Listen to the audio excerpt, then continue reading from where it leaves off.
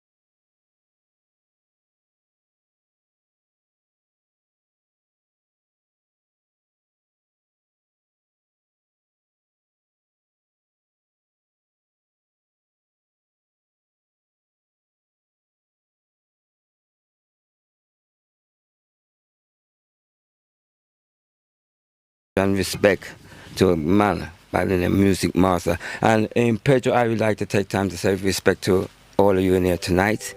Say big up all of you in here tonight, Pilot, and say give thanks on behalf of the family. Say thank you all for, coming here tonight to, to present us for his father, sir, with all respect. Okay, hold on, I'm going to deal with that one after. That's one of our guests. That's one of the guests. He's running late, but he's on his way. So, he's interrupting the program. Anyway, we're going to start it tonight for Music Master with all respect. Scene. Okay. Fifth. Yeah, sorry, man. We hear you, man. We hear you. Yeah, my name is Cecil 8. There were a lot of musicians around that weren't being discovered, or their records are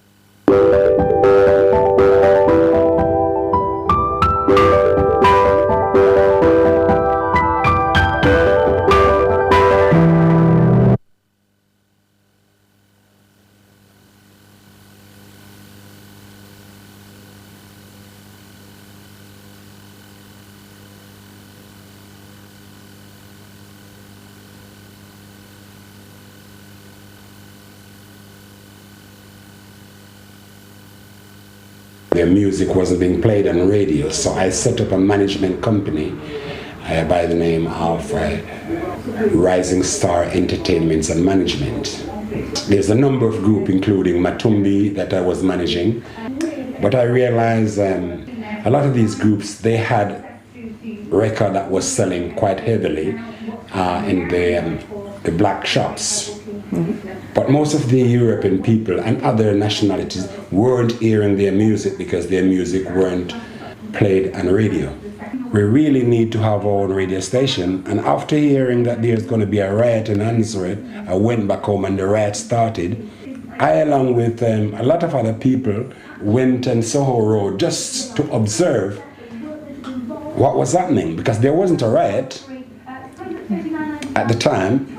We saw about 40 coaches, busloads of police were being busted from outside. And I went on the air and I started to play some music to get people interest and start telling people that they should not go and involve in that riot outside in Anseret, because it's got nothing to do with us. We will get blamed for it, but it's not our thing.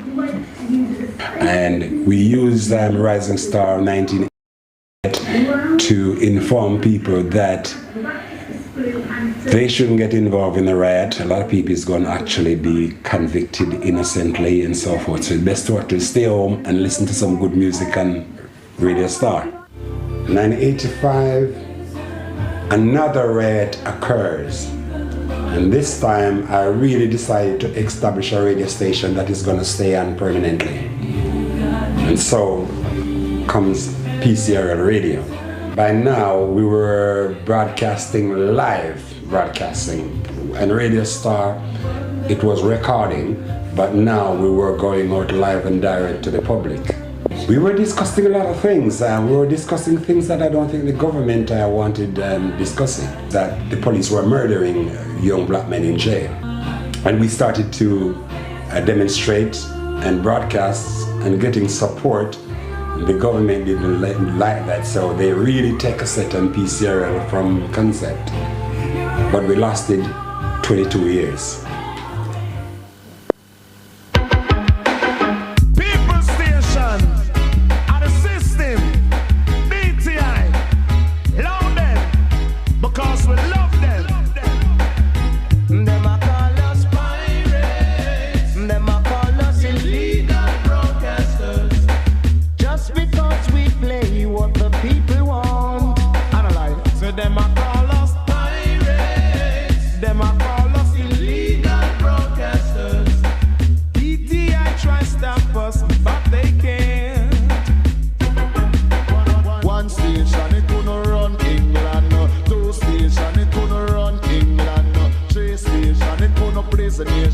Everybody want me, so to the PlayStation. Advertise advertise a stage show and make you dance all around. Them a take the equipment and a put it in a van. If them broke down one, we make 5 more strong. Down in England, we've got lots of radio stations playing the people music night and day. Reggae, calypso, hip hop or disco. The latest sound today is what we play. On and on, off and on and off and on. If them turn it off, we are gonna turn it on back. If them turn it off, we are gonna turn it on back. If them broke it down, we are gonna build it on back. If them take where we record, then we get fresh start. Now me love PlayStation and me love them to a max. We release and dump it and all boom shot. BT I am fine, but them can't stop that. Pirates, illegal broadcasters. Just because we play what the people want, Them a call us pirates, them a call us illegal broadcasters. DTI try stop us, but they can't. Oh no, they can't. Yes, if one station it gonna run England, 2 station it gonna run England, 3 station it gonna run the nation. That's why everybody listen to the feast station to advertise a dance and ram your session. If a music you want to get them new brand, action station me say for everyone. If them broke down one, we build 5 more strong. They're passing laws, they're planning legislation, trying their best to keep the music down. No. DTI, why don't you leave us alone? We only play the music others won't. Them a call us Pirates, them a call us illegal broadcasters. just because we play what the people want. Analyze. Them a call us pirates, them a call us illegal broadcasters. DTI try stop us, but they can't. Yes, if one sound coulda never run England, 2 sound coulda never run England, 3 sound coulda never run England. Everybody want to listen to them station. If them broke down one, we build 5 more strong. If them broke down 2, we build 10 more strong. Advertise a stage show and make you dance all around. Me say cock for your ears and to the pay station. If you want to hear a tune, that is On and on and on. Hey, hey. Them a call us pirates, them a call us illegal broadcasters. Yes. Yeah. There.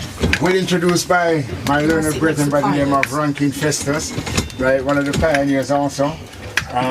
What we got here is, my name is Amla Tafari, otherwise known as the International Reggae Ambassador. And I'm here with some of the pioneers of the radio station by the name of PCRL, People's Community Radio League. Right? And this is in honor of Cecil Morris, right, who has, should I say, been the start of many of our careers in this room. Many of us, me being a musician, rehearsing at 151 Dudley Road. Do you guys remember the place? Mm-hmm. All right, 151 Dudley Road, in the basement, as they would say in the US, or in the cellar, as we say in the United Kingdom. Right, many of us started from over there, and the record shop that was on top, and the many ventures and pursuits that Cecil was the man that pioneered those and gave us an opportunity to have a path to walk along. Yeah, so distinguished guests, I'm going to start on my left. Just to add to it, these are the names, presenters who are the first voices you hear on a black radio station. The 4 stations that is going on now, these are some of the very first voices of radio airwaves that you are going to hear tonight. Very first voices. I always also remember when it was Radio Star Time, Cecil gave me a call at my mother's house all those years ago and said, yo, I started a radio thing, you know, I want to tune in. But Before that, it was some kung fu film and some cowboy film as far as So we're going from way back, way back when, So, like I said, distinguished guests, starting on my left, Mass Pilot. Yes, thank you very much, Amlak. Thank you very much, Festus. And, listening to Music Master's voice there, it's just hard to believe that he's not with us. And as Festus says, I'm feeling it. I'm feeling it because I've worked so closely with my history and Cecil's history are so much intertwined. I don't think you'd actually believe it. It's only Festus, probably Calypso, Queen, and Orlando understand the tightness me and Music Master had. Well, we're gonna go in deeper life. into that. I can already tell that the emotions are definitely high at this moment for the fact that I've seen the way you all greeted each other, right? To be here together, I can see the history just like oozing out, right? Little Richie, introduction, please. Yeah, man. Good night. And I mean, I'm not usually sitting this side. I'm usually sitting your side, so it makes a change. But Festus, the right song to start with the Pirates anthem, because that was our anthem. And throughout the course of this evening, we're going to talk a little bit more about the raids that we went through, the cat and mouse we played with Ofcom, DTI. You know what I'm saying? Me and Cecil was like, well, we was like brothers, you know what I mean? Running up and down on tower blocks, and we've got a whole heap of stories to share today, this evening. So, chicken! This is the man that called me the broccoli dread. I don't know why. Well, because I'm a vegetarian. Only because he introduced me to broccoli, and I thought, no, I can't stand that. But I could stand it, but not the broccoli. Anyway, yes, can I cause some controversy? Of course. I'm not a pirate. That's not like you to cause controversy, George. We're not pirates. Because pirates steal things and we never stole things. Right. We were community entertainers, broadcasters, whatever. I don't know why they call us pirates, because who owned the airwaves? Nobody owned the airwaves. And, well, we'll go into why we came about a bit later on, but, we were 25% of the population here in Birmingham, and we had less than 1% of the airtime. So that's where it all started. Now this year would have been 50 years ago that Cecil went to the BBC and to BRMB and said, we're 25% of the population, why haven't we got 25% of airtime? And you know what their answer was? No, there's no black people that can really do it to the standard that we expect. And he gave them the ultimatum then and said, well, if you don't give us what we deserve and what we're entitled to as 25% of the population, we'll start our own. And that's when Radio Star started. In 1982. 1982. I mean, I know a lot of the listeners weren't even born at that time, Well, I'm so happy that they're listening now. On your left, Chicken George, the right? First lady who was heard on PCRL, and then she disappeared, but now she's back. She's back again. Rearing that beautiful head. Yes, indeed. Calypso Queen. Clapping for myself. What an honour and privilege it was to be the first female DJ on PCRL, on the first black radio station, and it's an honour. And it is so beautiful seeing all my brothers here and feeling the family's getting back together, and this is all because of Cecil, Music Master. He brought us together as a family because we were a family. I was the only female, but it didn't feel like I was the only female because I had all my brothers around me and I felt safe. So, and that's because we were a family. Oh, before that, on Radio Star, what happened to Sugar? I got a program that I could have brought with me, but Sugar and Music Master were on Radio Star. Couldn't tell you, love. Couldn't tell you, love. Could not tell you. So yeah, so it's an honour being here this evening, and it's going to be celebrating his life when we send him home properly, and I'm really looking forward to that. I know it's supposed to be a sad time, but for me it's going to be a time of Yeah, man, it's going to be a celebration. It's going to be a massive celebration and to show what this man actually done for the community. Wonderful, wonderful, wonderful. We're looking forward to some more of them stories. But before we get into the stories and all them kind of things, then we have to big up on the left-hand side, last but not least, and certainly not last, and certainly not least. Whole heap of Mr. M, all under M. Big up yourself, sir. Yeah, man, the reggae prof.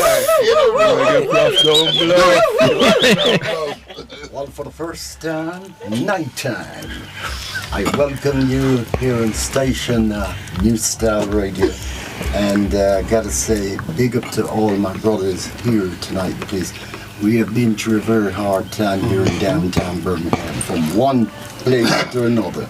Some of the times I was so fortunate that the DTI, they would look in my face and said, "That's it anyway."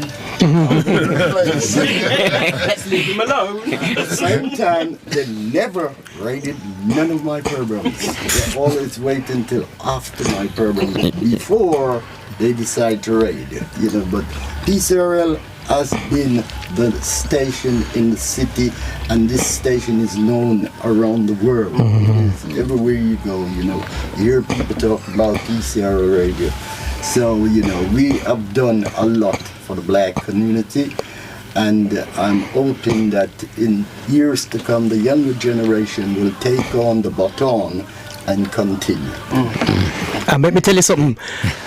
I first met Orlando Wem on a different radio station that was a spin-off of PCRL called Enterprise Radio with the late Mikey B and Colton C. You remember me? I was only 16 when I first started radio. One of the first presenters I really looked up to and admired, and I ain't ashamed to say, and I'm so happy to be sitting with him here this evening, was Orlando M.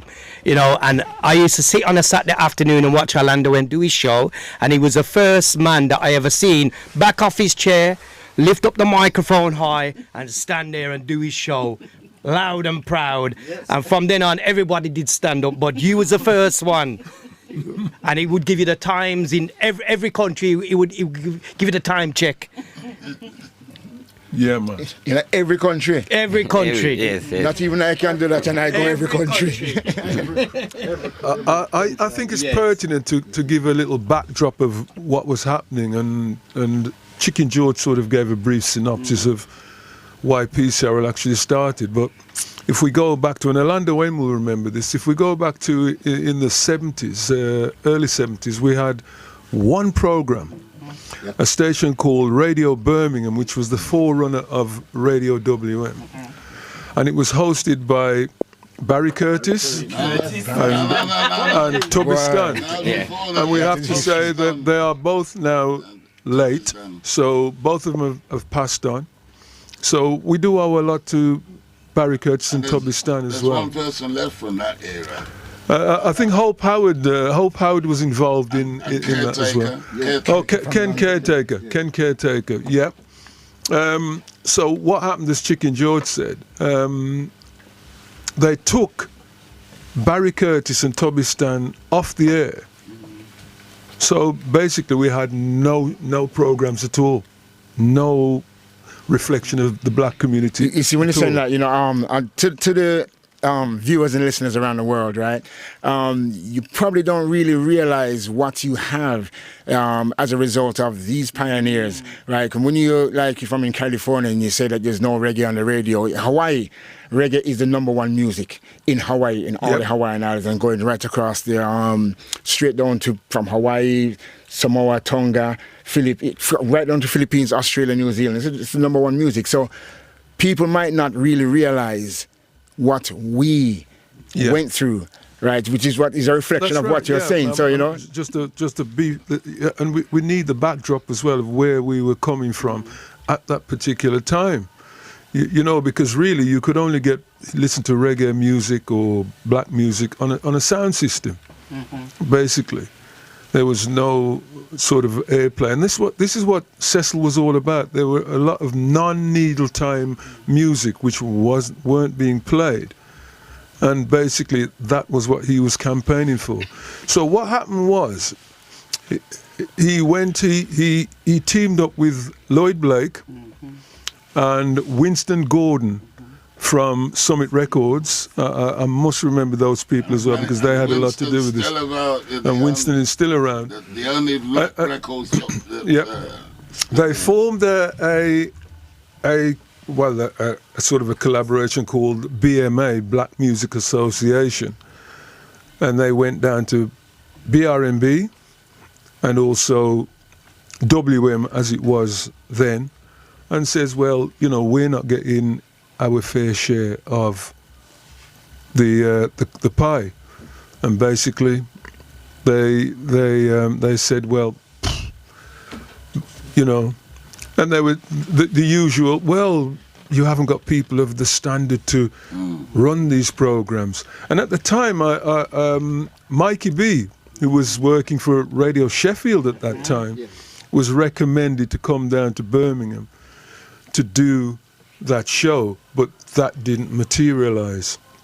And I've heard 82 mentioned, but I'm thinking 81 was Radio Star.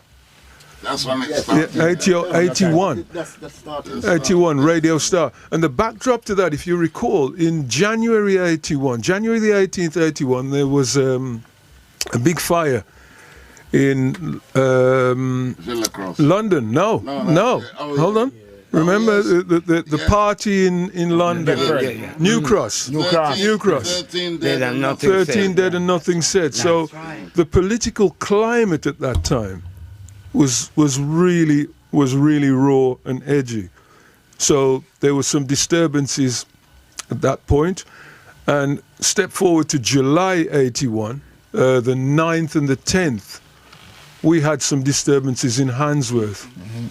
And that was the time that Music Master was talking about that, you know, trying to calm down this tension in Birmingham. He was more than just a radio person, you know. He was a negotiator, because it would have been a lot worse if it hadn't been for the likes of Music Master.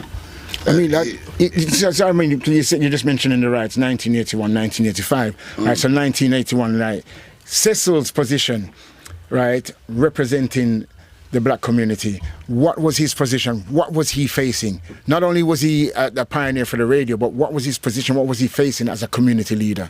It was sending out a message, and he was thinking, how do we send out this message?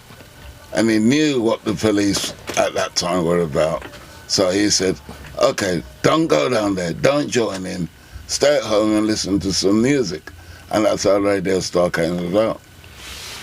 So then in that time then, so as a community leader, he had a voice. At that time, right, all right, Calypso Rose, he was working with Cecil from my goodness, no have jet lag, me come off a plane. Low me. Queen. In fact, me just call you Queen, right? So Queen, at that time, right, 1981, you were around when the riots were going on as well, and when Cecil was out there saying what he had to say. What impact did it have on you, and how important was it for you to convey the same message as Cecil out in the community? For me, it was like music. Everybody, as black people, we understand music. We relate to music. We talk and through music. And so for me, it was like, you know, my heritage is from St. Kitts, the Calypso part. And so it was like, when Cecil says, yeah, we need this, it was like, yeah, I want to do it. And it was like, just touching the community, all ages, especially our elders, because again, right, it wasn't just about our young people, it was our elders as well, because they related to a lot of the music, but a lot of them related to Calypso because it was home. It reminded them of home. So for me, it was a very important part that I feel I played within the community through the radio station, through Cecil. You see, a lot of people would think at the time, or people looking at reggae coming from England, they're going to be saying, oh, the community must have been Jamaican. But we had the Commonwealth, the 72 different nations in the Commonwealth, where the wealth was not too common. Yeah. And so here we have St. Kitts, Trinidad, Tobago, Grenada, where was Dominica, and the list goes on and on and on. Yeah. So it was a community thing. It wasn't a Jamaican thing or a St. Kitts thing or a Barbados. It's a community thing. And a lot of people were feeling the pressures of what was going on at that time. Orlando M., where were you at that time? Well, I was at the BBC working with Barry Curtis. Because Barry Curtis is the person that gave me my opportunity in radio. But then as time went by, PCRL opened and I was offered a position of PCRL, so I wanted to branch out and to address the nation. Because Saturday night I had the city of Birmingham well locked down. It went that bad that the owners of these nightclubs, they used to take 50 pence off the door before 12 o'clock. And people say, no, we rather to pay the 50 pence and listen to Orlando M. You know, so I was there for, because you see, one of the main thing about radio, which a lot of people doesn't understand, radio is a company to a lot of people, especially if they're living on their own. And then what eventually occur, if you are a popular presenter, then people adopt you in their home good and proper. You know, they want to see you. And in those days, we didn't have email, we didn't have the text. We had to get the letter down to Dudley Road. That's right, the letters. And let me tell you something, there was nothing better than receiving a letter. Yes. Really, really nice. Receiving a Nice letter, letters it to was, come. you know, something very... And during my broadcasting career, something happened one night. I was broadcasting in Coventry because I was at another radio station whilst I was at WM, and another radio station called Radio Harmony. And a lady called me up while I was on here, and she said to me she's going to kill herself that night. And that threw me off the program. But being a professional, what I did, I opened my microphone and asked her where she was living, because I don't know nowhere in Coventry.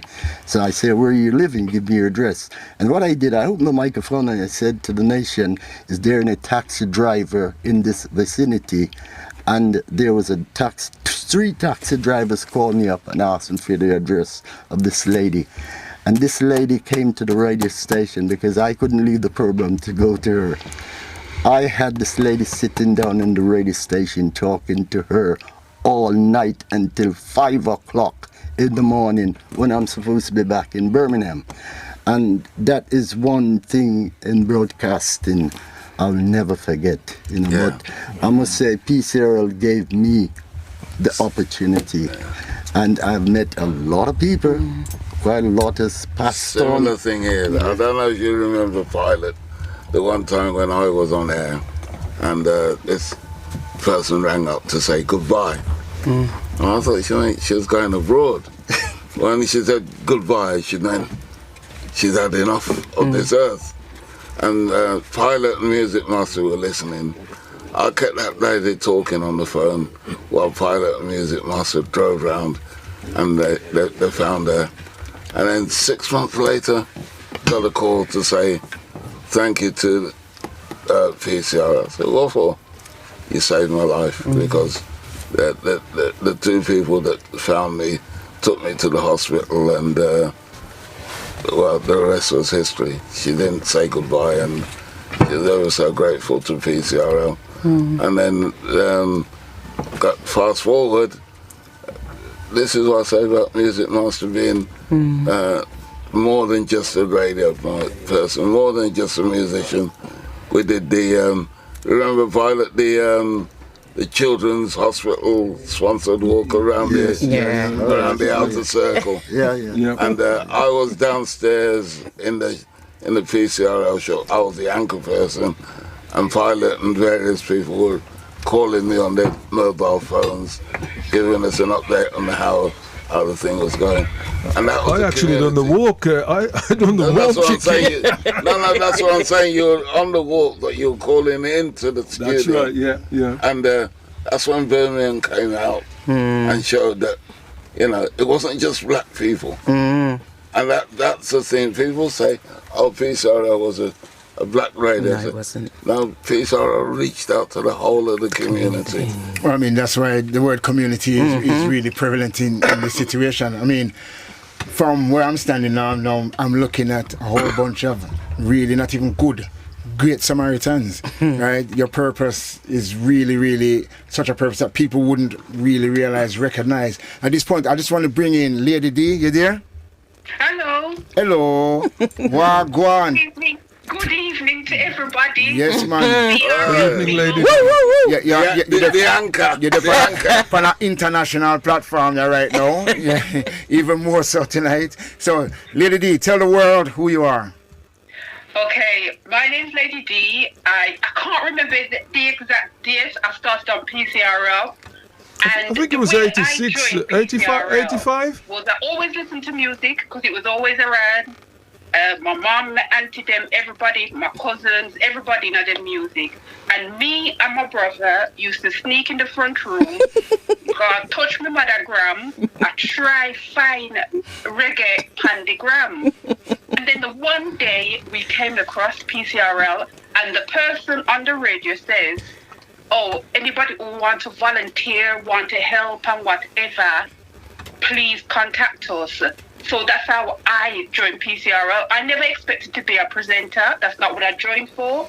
I just joined to help out because I couldn't believe that black people was doing something like this. So, Lady, tell me something. I mean, first of all, let me clear it up for the international listeners. The gram is every black person it was a status song, as my father said, on God appliance, in right? the front room. In the front room, which is a room where you dared not to venture. I think we're going to have a whole other program about the front room, right? Every Caribbean family will know about the front room. The into the abyss, you're not supposed to go in there, right? And I just wanted to know, right? So you said you found the station, you listened, and then you said, right, I want to, enlist, enroll. What was the procedure? What I'd like to know, how did you get to be a presenter on PCRL? Okay, so after listening to this station and hearing what was going on, I thought to myself, that's black people doing something, because growing up in Answorth, we never really grew up and think black people can go far and do big things. And to tell you the honest truth, and this is what I did tell Cecil many years ago, the first inspiration for me was Answorth Revolution. When my sister buy that LP, oh man, they must sing about where we live, they must sing where we come from, they must sing about Answorth Park. And I couldn't believe it, so I thought, yeah man, I'm going to go for it, I'm going to try help. Them still a sing about it all around the world, take my word for it. It's still a sing all around the world. When I hear them say Answorth Revolution, we say, but Answorth me born and grow, them I sing about we, and I was so happy. Every minute we in the front room I play the record. I used to be able to sing every track on Answorth Revolution, word for word, because I couldn't believe somebody who went to Answorth Wood School make record that you could have buy in a town and we could listen to it on radio. Lady D, not quoting you. You can give us a few lines of one of them, please? Festus, you've put it on the spot now. All right, give me one of the bass line. Give me one of the bass. After that, I write to Cecil. I met with Cecil, and I come to PCRL. And I think I sit in on a couple programs with Mikey B. I sit in on a couple programs with Cecil. And the first interview I ever did after just getting to just know how to run the deck and everything, the first interview I did, Mike It Off and Salam Foundation, and we was in the attic at 151 Dudley Road. Yeah. Yes. And from then it just progressed. Then I was so enthralled with everything that we was doing, the community, anything Cecil asked for. There's some people that come and I go, give this, give that, whatever. The number one posse, all of that. Yeah. And then I started working part-time in the office. So every presenter at that time, I got to know them because they used to come to me, our pilot, Lady D. CF Music Master will do this. Lady D, CF Music Master will say this all right, Fido. Lady D, you know, so it was like a go-between between them and Cecil. And, you know, I was friends with all of them and I still love them to bits. It was a fantastic experience. I met a lot of people. Some of the, you know, classics. When Freddie McGregor come to Hummingbird, respect to Hummingbird and Mr. Blake. Mr. Blake looked after PCRL presenters like we was his own children. We used to live at Hummingbird like it was our second home. Don't matter if it was a PCRL dance or not, he's letting us in because we work one and wash the other. So, you know, when Freddie McGregor came and did that big show, and there was a roadblock at Dale End. At the same time, we was doing a fundraising. Crazy G was doing a fundraising for the children hospital, children toys. Freddie McGregor had rung up PCRL the day before the show. I was in the shop, the phone ring. I said, hello. Oh, me just a ring for big up the station. What is this? Oh, Freddie McGregor. So I would have said something like, Festus, that's how you call Festus always a joke out. It still does. Stop calling me. That's not changed. At the hotel and from night near listen, it said the two DJ them who was on overnight, Captain and Pedro Irie. Every track them played throughout the night was Freddie McGregor, and he was listening. So I says, oh, okay. I say, I will tell the manager of the station. Where you tell me where you're stopping? I say, if they can arrange an interview. When Freddie come down to Dudley Road, another roadblock, and he said to me at the time, Lady D, please make sure you come to the hotel the next day. I've got a check for the fund and the appeal. Come and collect it tomorrow after the show. I go to the hotel, the Holiday Inn, I think it was, and went up to his room with Cecil, me knock the door, and when we open the door, Mr. UB40, Mrs. Steel Pulse, we said, but Jesus Christ, look upon me, this to read from, and baby, and Freddie says, Lady D, come in, man, come in. Went in the bathroom, got out his checkbook, write the check. Come on, sit down, have a drink. We just discuss and a talk and whatever. Lots of experiences like that, you know.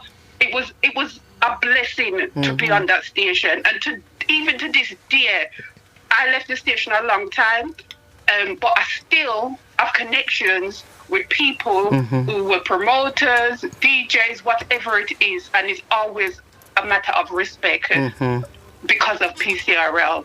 You know, I can't sing it praise high enough. Cecil, Alan the engineer. We're still trying to get in touch with Alan. He's in the church, right? He's in the church. Yes, Lady, hold on. Lady, tell them about your experience of the DTI. Oh my God. You want to hear that? I hear so much of Festus one them already. I need to hear a female version of what happened. You want me to tell you no? Listen. Talk it in English too. Speak it in English, love. I got international people listening, so you have to speak it in English. Your best English, well, better English than mine, yeah? Go on. Okay. I never got caught by the DTI. I never got caught in a full raid. But the one day I was doing a program, we was either on the 15th or the 16th floor. Where were we, lady? There? Was it Hamilton House? Hamilton House. Hamilton House, yep. Yeah, Smethick, yeah. I'm there, and then Festus. My name again? Festus burst into the studio, and then I go, DTI, DTI. So me thought Festus a joke, right? Because that's how me and Festus move. It was a joke me out. So I just carried on. And then I could say I'm not joking. And I goes, what?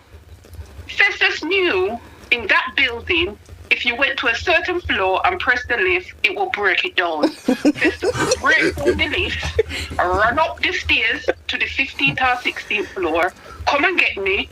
We turn off the transmitter, take out my records, take out the adverts, and then we made our way down to Festus's flat, put the things then down. By the time we walked down to the entrance, we saw the DTI and we unlift. Yeah. Yeah, man. Yeah, I mean, listen, my name is Amlak Tafari, otherwise known as the International Reggae Ambassador. Nothing to do with pioneering because I say this as a disclaimer because this is England, and they say in England, none shall escape the long arm of the law. And there's been a lot of confessions right now, so I just exonerate myself. He's a bondsman. Yeah, but you think that's the first edition. Yeah, so then tell me something. I mean, like, that makes me think about Little Richie over here, because from what I heard in the first program, Festus is the #1 target. Them looking for him until today, right?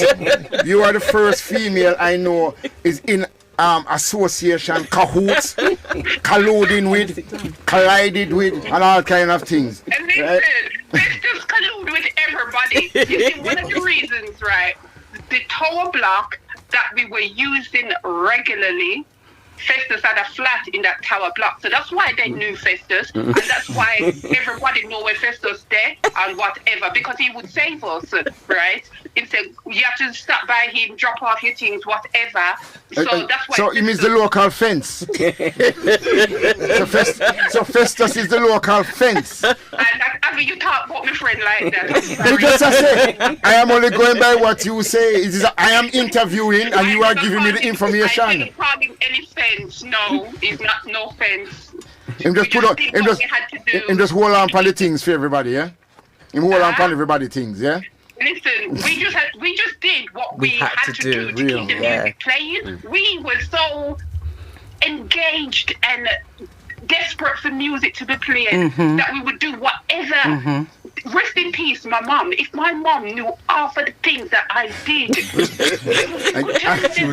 that was a question I asked to Bev the last time about how what did her family think of what the goings on and all that type of things, but like you're saying, and in fact is a question that I was going to ask to everybody a bit later on in terms of the fear factor on a serious level, because you got the DTI, and for those listening who wouldn't know, the Department of Trade and Industry, and those are the people that would come knocking on or kicking down the door, right, to find the so-called illegal broadcasters, right, and then they'll be taking away the transmitters, and then the individual that was found around that transmitter at that time would be facing a hefty fine. Festus, true? Yeah, man, pilot, you say. But me want to come to Richie as well, because I know that Little Richie has had some. We've had our run-ins. So with the so said DTI. We've had our run-ins. I think Richie holds the record for winning the most raids. Well, the thing about it is, during the early 90s, and I've been prosecuted for this, so I can openly talk about it. It was on the news and all sorts. Me and Cecil used to play cat and mouse with them all through the 90s. But you know something? I see myself as someone who needed to do what I was doing because we needed a radio station such as PCRL, not just for music, for company, for information, for education. We've done a lot of things for young people, taking them on trips and stuff like that as well. So it's a lot of community. It weren't just about music. So I believe that there was a need for a radio station such as PCRL for primarily black people and anybody who else wants to listen and get involved. But there was one incident now. Everything else you said is wonderful and it's nice. It's radio friendly and it's, but we want to hear about. But I have to show why I was doing it. Because we talk about fear. Yes, I didn't have no fear with Ofcom or DTI. You know what I mean? If they catch me today, they'll see me again tomorrow. At one point, they even phoned my phone to tell me, you know, because they took something off of me. We come into radio, Richie, you know, because I have my number. Come and meet us at the block where the transmitter is, and we'll give you back your Walkman. And that's what the relationship become like. You know what I mean? They knew me on first name terms, same as they did Cecil. Because we worked so closely together. I was the one installing the transmitters on the roof, putting the aerials up. All you see the weather, a little snow today, that's nothing. Compared to what we stood up on them. Well, Cecil never. He used to sit in the car. Yeah, I used to go up on the roof and put the aerials up and stuff. You know what I mean? But this one occasion now, and I'll tell you, the block was up by Broad Street. That's right. And I went up there, and this time now I used to ride my push bike. You know what I mean? It was just faster, you know what I'm saying? So I used to ride my push bike. We went up to the blocks now, and I've gone up to the top floor, and then I've opened the lock on top of the roof. I've gone onto the roof, installed the transmitter, just coming off, and I look across to the next block, and I see someone looking with some binoculars, and then I look over the next block now, and the next man looking with binoculars, and I said, nah, something don't right here. You know what I mean? I've got to come off here quick. So anyway, I left the transmitter there because we can, you know, get a next one back because we always do. So I dashed off the roof now with my bike, and then I come down and I said, you know something, I'm going to get in the lift, but I'm going to go down a few floors before I get the lift. So I never got on at the top floor. I never got on the floor down below, and then I went down 3 floors thinking I should be all right now, because to go down all them stairs with a push bike, you know what I mean, it's a long way to travel. So anyway, me with my luck, as the lift door opens and like 3 floors down, who should be there? Ofcom and police. You know what I mean? How unlucky. Anyway, cut a long story short, because time is running, you know what I'm saying? So what happens now is they arrest me, lock me up, and then they says to me, we want to do a deal with you. I said, what kind of deal? They says, well, you can either admit that you was involved in pirate radio, or we're going to do you for carrying an offensive weapon and theft of council property. I says, how you mean? They went, well, you got the lock from the roof in your pocket. You've got a knife, a little pen knife that I used to cut the coax with. So obviously I went, well, you know what, you got me here then. You know what I mean? You'll have to do me for the radio. And you know what, years later, any job I go for, it still comes up on my record that I was done for pirate radio. Yeah, and what they done to me, they give me 100 hours community service, they give me 2 years probation, and they give me a £3,000 fine, which I had to pay £5 a week. But it took that long to cut it down to think about £1,000. We went through it, man. The reality of, that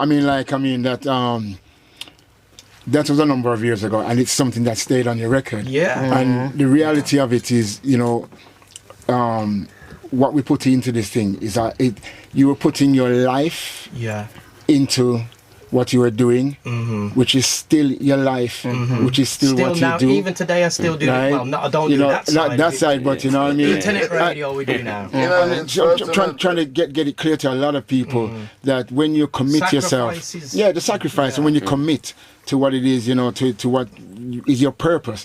A lot of people don't really know what their purpose is. But I tell you something, I'm like, and I'm not running or dissing down the people who are presenting today. I think from the old school now, it was done for a different reason. You know what I'm saying?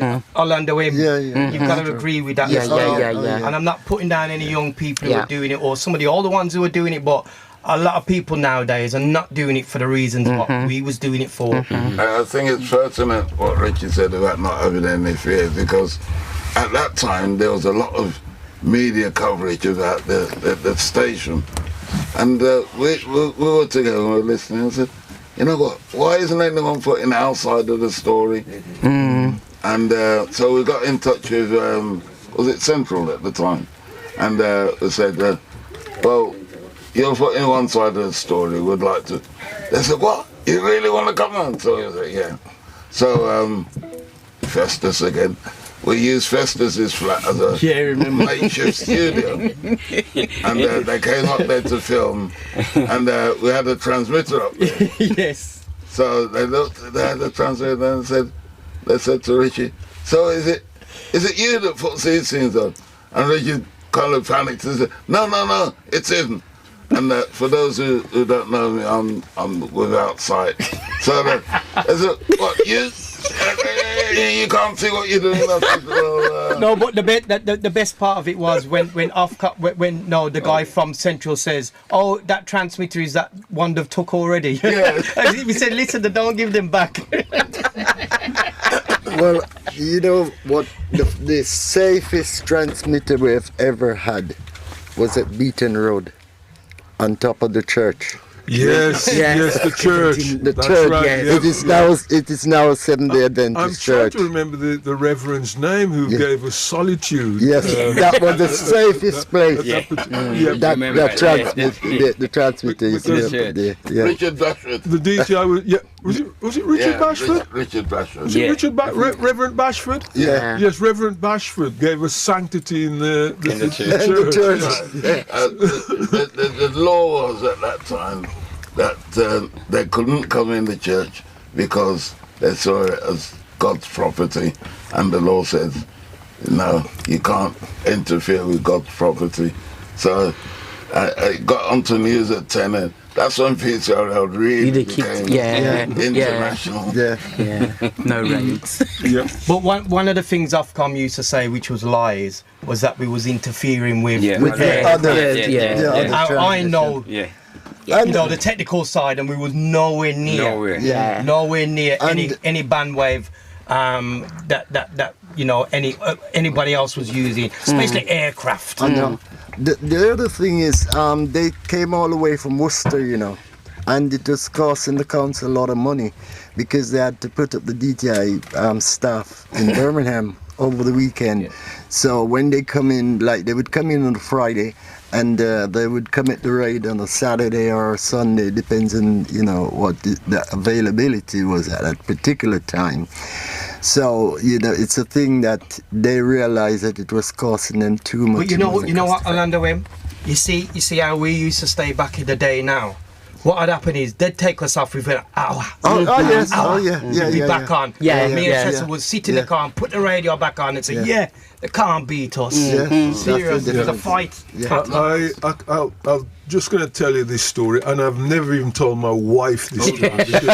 Confession time. If I told her this story, she would never have married you. She would. Well, she did. She wasn't married to me at the time. You don't reverse it right now. You don't get back to that status now after this story. You know. It was absolutely crazy. I think Festus was with us because Festus is always on us. No, it was a tower block in Smethwick, Windmill Lane. Two tower blocks in Windmill Lane. Rockwell Tower. Or was it Mill Tower? There was two towers on Windmill Lane. It was, we were using the two towers.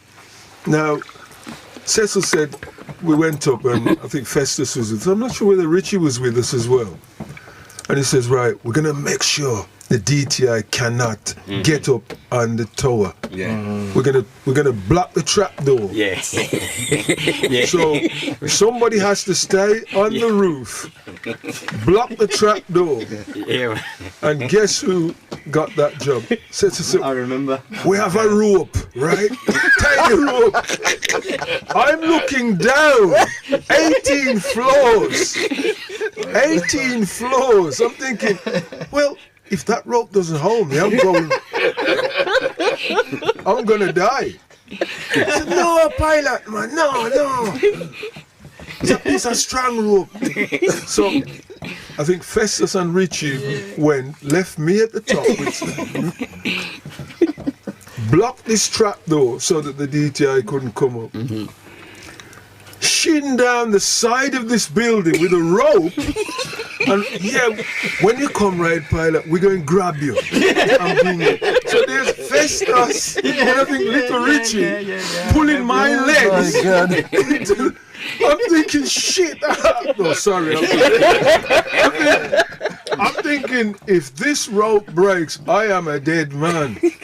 And as I say, I've never told my wife that story because she'd have probably divorced me right now.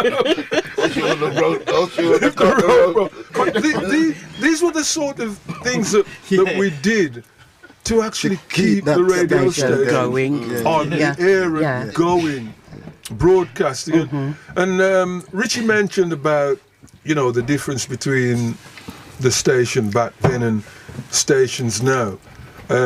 Lady D will tell you, Calypso Queen will tell you that, we also, we embrace the young people. We embrace the young people. They were like our family because... And the older ones and the older ones. Yeah. We do Christmas parties for the elders.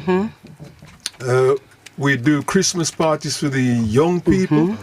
We take them out on trips, the zoo, safari park, all sorts of I even remember one Christmas, it was me, George and Phil, and we went round to all these young kids who never had no Christmas presents. Remember? Santa with us. We went round and delivered little presents for them. And them people still remember. Because up until a few years ago, I seen one of the people that we visited still very thankful for what the radio station had done. You see, one of the things that was going to be mentioned is what was the role of a radio DJ back in that time. And we're going to take a little break and we're going to come back with what do we see the role of the radio DJ as in this time with the younger generation, and and are they fulfilling what you would have expected as pioneers of PCRL, People's Community Radio Link, so-called pirates? Definitely not. No. Illegal broadcasters, as George said, definitely not. So we're back. Yes, towards the original flyer that was sent out for tonight's show. Captain Ivy and Lady Love will be here at another future day. We will be doing on that one a musical tribute to the father. Yes, so big up Lady Love, Captain Ivy, big respect, and the whole of the Morris family. Condolence once again. I don't know. Very sad time. Music master, I wanna we. Yes, and if you're listening from abroad, this is Amlak Tafari, otherwise known as the International Reggae Ambassador, now a PCRL adore. But not so much Festus, because he's a wanted man. His name called too often, you know what I mean? Right, and we're here having a talk about Cecil Morris, otherwise known as the Music Master, right? A Windrush generation pioneer. We used to call him basically as well. Basically, Because when we used to have meetings, the amount of times we used to say basically. And then we used to have a laugh. I'll tell you something, if I wasn't chairing the meetings, the meeting simply wouldn't go on. It wouldn't work out. It wouldn't work out.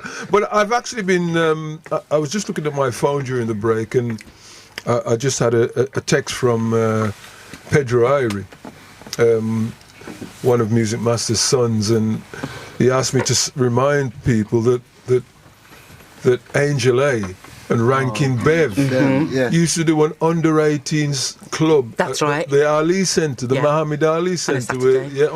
So those are the types of things that the PCRL done. A real community feel. It was embracing the community and also taking on some heavyweight subjects, because at that time there were a number of deaths in custody. Right. Where a lot of the families felt that they could not go to the mainstream media and get a fair hearing, so they came to us. And they got a hearing, and they got their message out to the community. And at that time, it's myself and Pilot were doing some talk shows, and we touched on subjects that I think you'll remember, Pilot. Oh yeah. We touched on some subjects that mainstream, or as I call them now, the fake stream, wouldn't touch on. And that was exactly the reason why we needed stations like PCRL, because every story has two sides. But our side was never put. And when I say our side, I'm not just talking about colour. I'm talking about the community side was never put. And that's why myself and Richie and Festus went onto our Central News to put our side of the story, because it was always been told, and the public was always being told, we were endangering life by interfering with aircraft, and that just wasn't the case. True. And talking about the Sunday show, some of the topics that Pilot and yourself used to discuss, some very, very heated debates, some things that you might say these days, well, wow, I remember. We shouldn't be talking about them things right now, but they tackled them fairly as well. I remember it's talked about now, but at one time we were talking about sexuality. And so everybody was saying, yeah, with bond this person and bond that. I can't say the words. So I said, you know what? Let me take the other point of view. And the music master said, George. He said, I said, yeah. He said, why? The phone at the shop's going mad. I said, why? What's happening? He said, people said, is Chicken George gay? Because I was putting the point of view of people who, you know, who preferred the same gender. And apparently I was doing it that well that people were questioning my sexuality. And talking about the Sundays were they were the Sunday shows. Like, if you got a slot on a Sunday, you were like, because that's when everybody was at home. That's when everybody relaxed after they're having their Sunday dinner, after going to church, etc. So the Sunday programs was just like awesome. You know, everybody wanted to be on a Sunday. I was fortunate where I did fight for my spot. You had to fight for that, didn't you? Fight for my spot. I had to prove myself. We need the Calypso on a Sunday after dinner, 4 till 6. And I was blessed where I got it. And Brother George Franklin, the gospel, he started off with a prayer. And he prayed for not just the community, not just for the station, he prayed for everybody. And that's what made PCRL completely different. Because it didn't just stick to religious people, non-religious. Yes. If you didn't have a religion, he prayed for you. He prayed for everybody. And you know, how many of the radio stations now pray before they start? Pray for the DJs, pray for the community, pray for the world. How many? And have a bona fide gospel program. Because this was the thing about Cecil's vision and idea. And as Calypso Queen pointed out, she's of St. Kitts Nevis heritage, like myself. You know, but there were people from different islands which came onto PCRL. So this sort of islandism wasn't sort of seen or within PCRL at all. We were one functioning unit, and that was the thing. And the spread of programs, the children's programs with Auntie Bubbles and Auntie Joy on a Saturday morning, Candy C, Twinkle Tea. I'm trying to remember some of the presenters of that. You know, 40 years ago, you've got to think. You know, I'm trying to remember. I'm forgetting things that happened last week. So. You know, I mean, you might be forgetting things, but I mean, you're saying so many things. Remembering something 40 years ago, but that was, you know, on a Saturday morning, the children were really hook, line, and sinker, and the letters. Auntie Joy and Auntie Bubbles used to get just absolutely incredible. Their mail sack.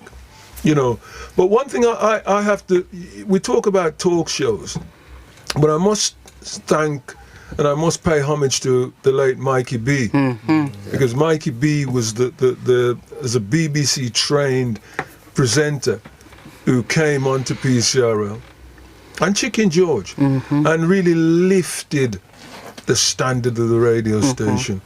Well, it was just after the split of the when the station became two that I joined, and Pilot and Music Master threw me in with the Sharks. I said, well, we used to have this guy called Mikey V who started another station, but we need to keep the talk show going. I said, yeah. You're on a Sunday night, 8 till 10. I had this thing that I had to live up to, and somebody rang and said, who's that? Tricky Mickey? I said, Tricky who?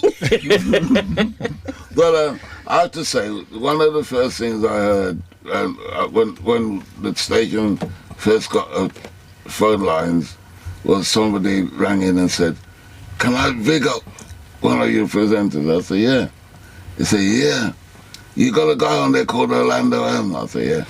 He said, you got Birmingham, UK's Barry G. Yeah, man. The late great Barry G. You got the UK's Barry G. I said, what do you mean? He said he's got his own style and he don't shit from it. And he keeps us enthralled. Yeah. So they got Orlando, man. Yep. Orlando's coca basket. Yes. Coca basket was always full. Let me say that.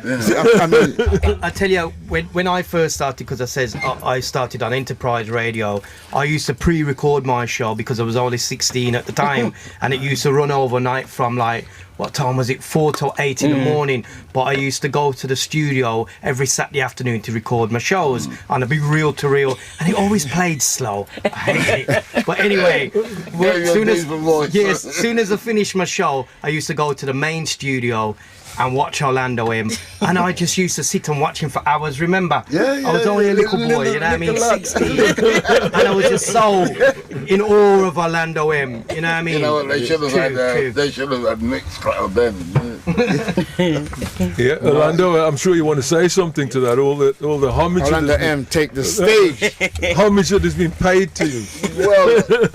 Well, one of the main thing is the first thing that happened. I brought Studio One to Birmingham. When I started playing Studio One, people asked me where I get these scratch-up records from. And I had to educate this nation where the music really begins in Jamaica, because people didn't know anything about it. And it's a thing that I'm so thankful. I've taught a lot of people a lot of things in this city, and I don't know, I think I'm going to come back soon. You're going to do it again, Orlando? You want to do it again, Orlando? Yeah, I'm going to come back to radio. You really want to ride again? Yes. You know what? I'm letting the whole world know. One of the things is, I'll tell you why I would like to come back to radio. It is because of the youngsters. I have got children now, you know what I mean? And thank God my kids have grown up. But there's youngsters that are coming up with the wrong attitude. But you'll be surprised to know what music does to a nation. When people can lie in the bed and hear something that they can sing along to.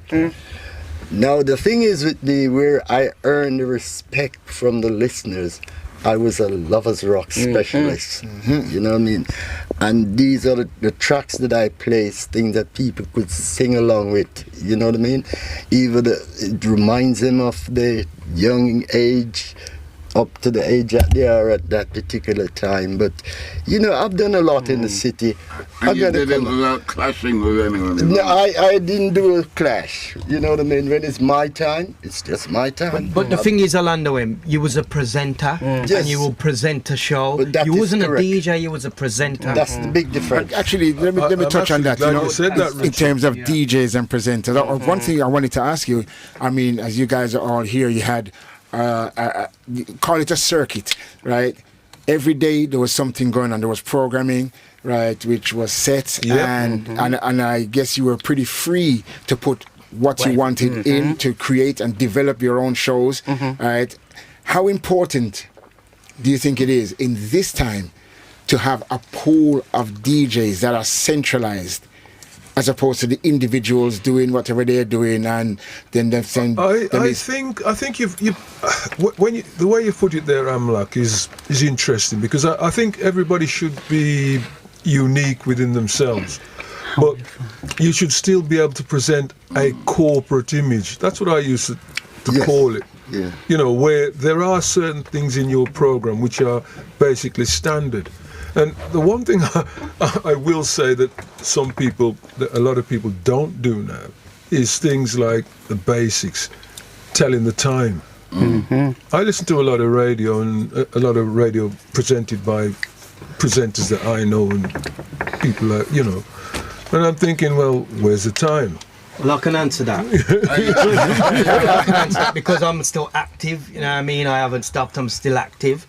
And where it's at now is a lot of shows are pre-recorded, whether people know it or not, so it's kind of difficult to get the time correct. Okay. I'm live. I don't like pre-recording shows, so I'm live so I can do the time. I'm doing drive time, so it's important. The 3 to 6 super mix? Yeah, we're still there doing it. There's a big show in the afternoon. Well, you know, where we're at now. And also, we talk about like unity within radio stations. You know, a lot of us now have got our own personal studios, so we don't even see another presenter. So that's where the family love has gone. So, you see, let me liken it towards me as a musician, right? At one time, we had to have a drummer in the room, the hornsman have to be in the same room, the singer, and every instrument which is played, everybody had to come together to make this thing happen. Yeah, in whichever order, but to make it happen. Nowadays, I can produce. My studio is in that bag over there. Yeah. And anywhere I go in the world, I sit on the plane and I compose and produce, etc., etc.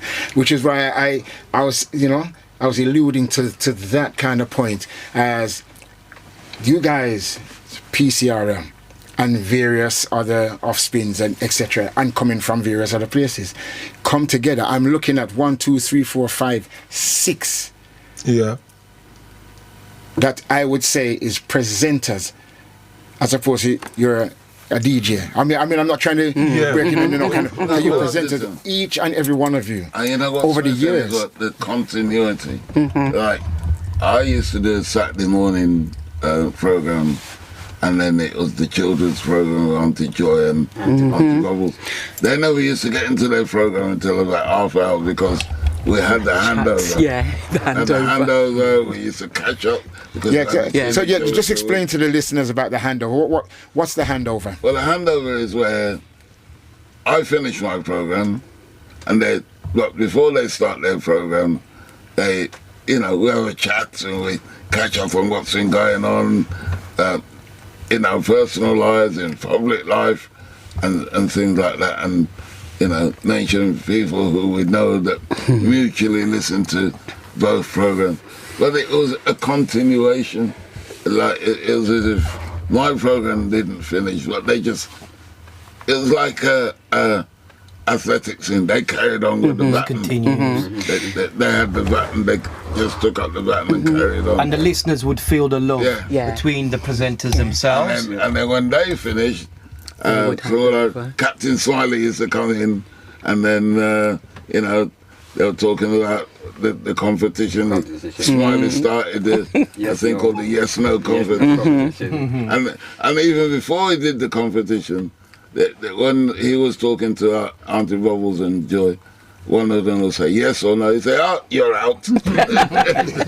But the thing about it, there was a rota. There was a rota. It was on the wall. We all knew exactly when we was on, who was on after you, who was on before you. So there was a rota. We had monthly meetings as well, where all the presenters came together. And as Pilot said, he used to chair it. But we had monthly meetings together. The meeting wasn't that formal. It was like. The family coming together. Yeah, the family getting together. Instead of just seeing him and her after your programming before, when we had our monthly meeting, we all got together and we would eat food, we'd talk about the next big adventure going on, like if we were playing out or whatever.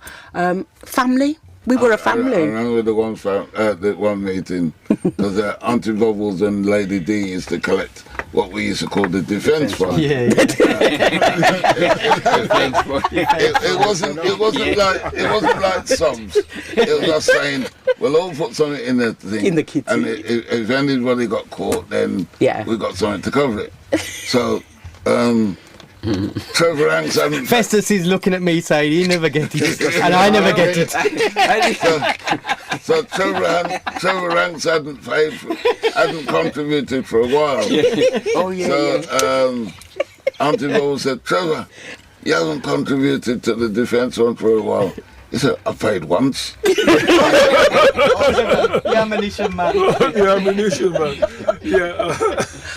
I have to say that there are so many facets to this radio's the PCRL that it was unbelievable. With Cecil, what he wanted was his vision was radio from a black perspective. Yes, that was his big vision, and to me he achieved that. He achieved that because prior to George mentioned Sugar used to do a program on Radio Star, which was recorded at the time.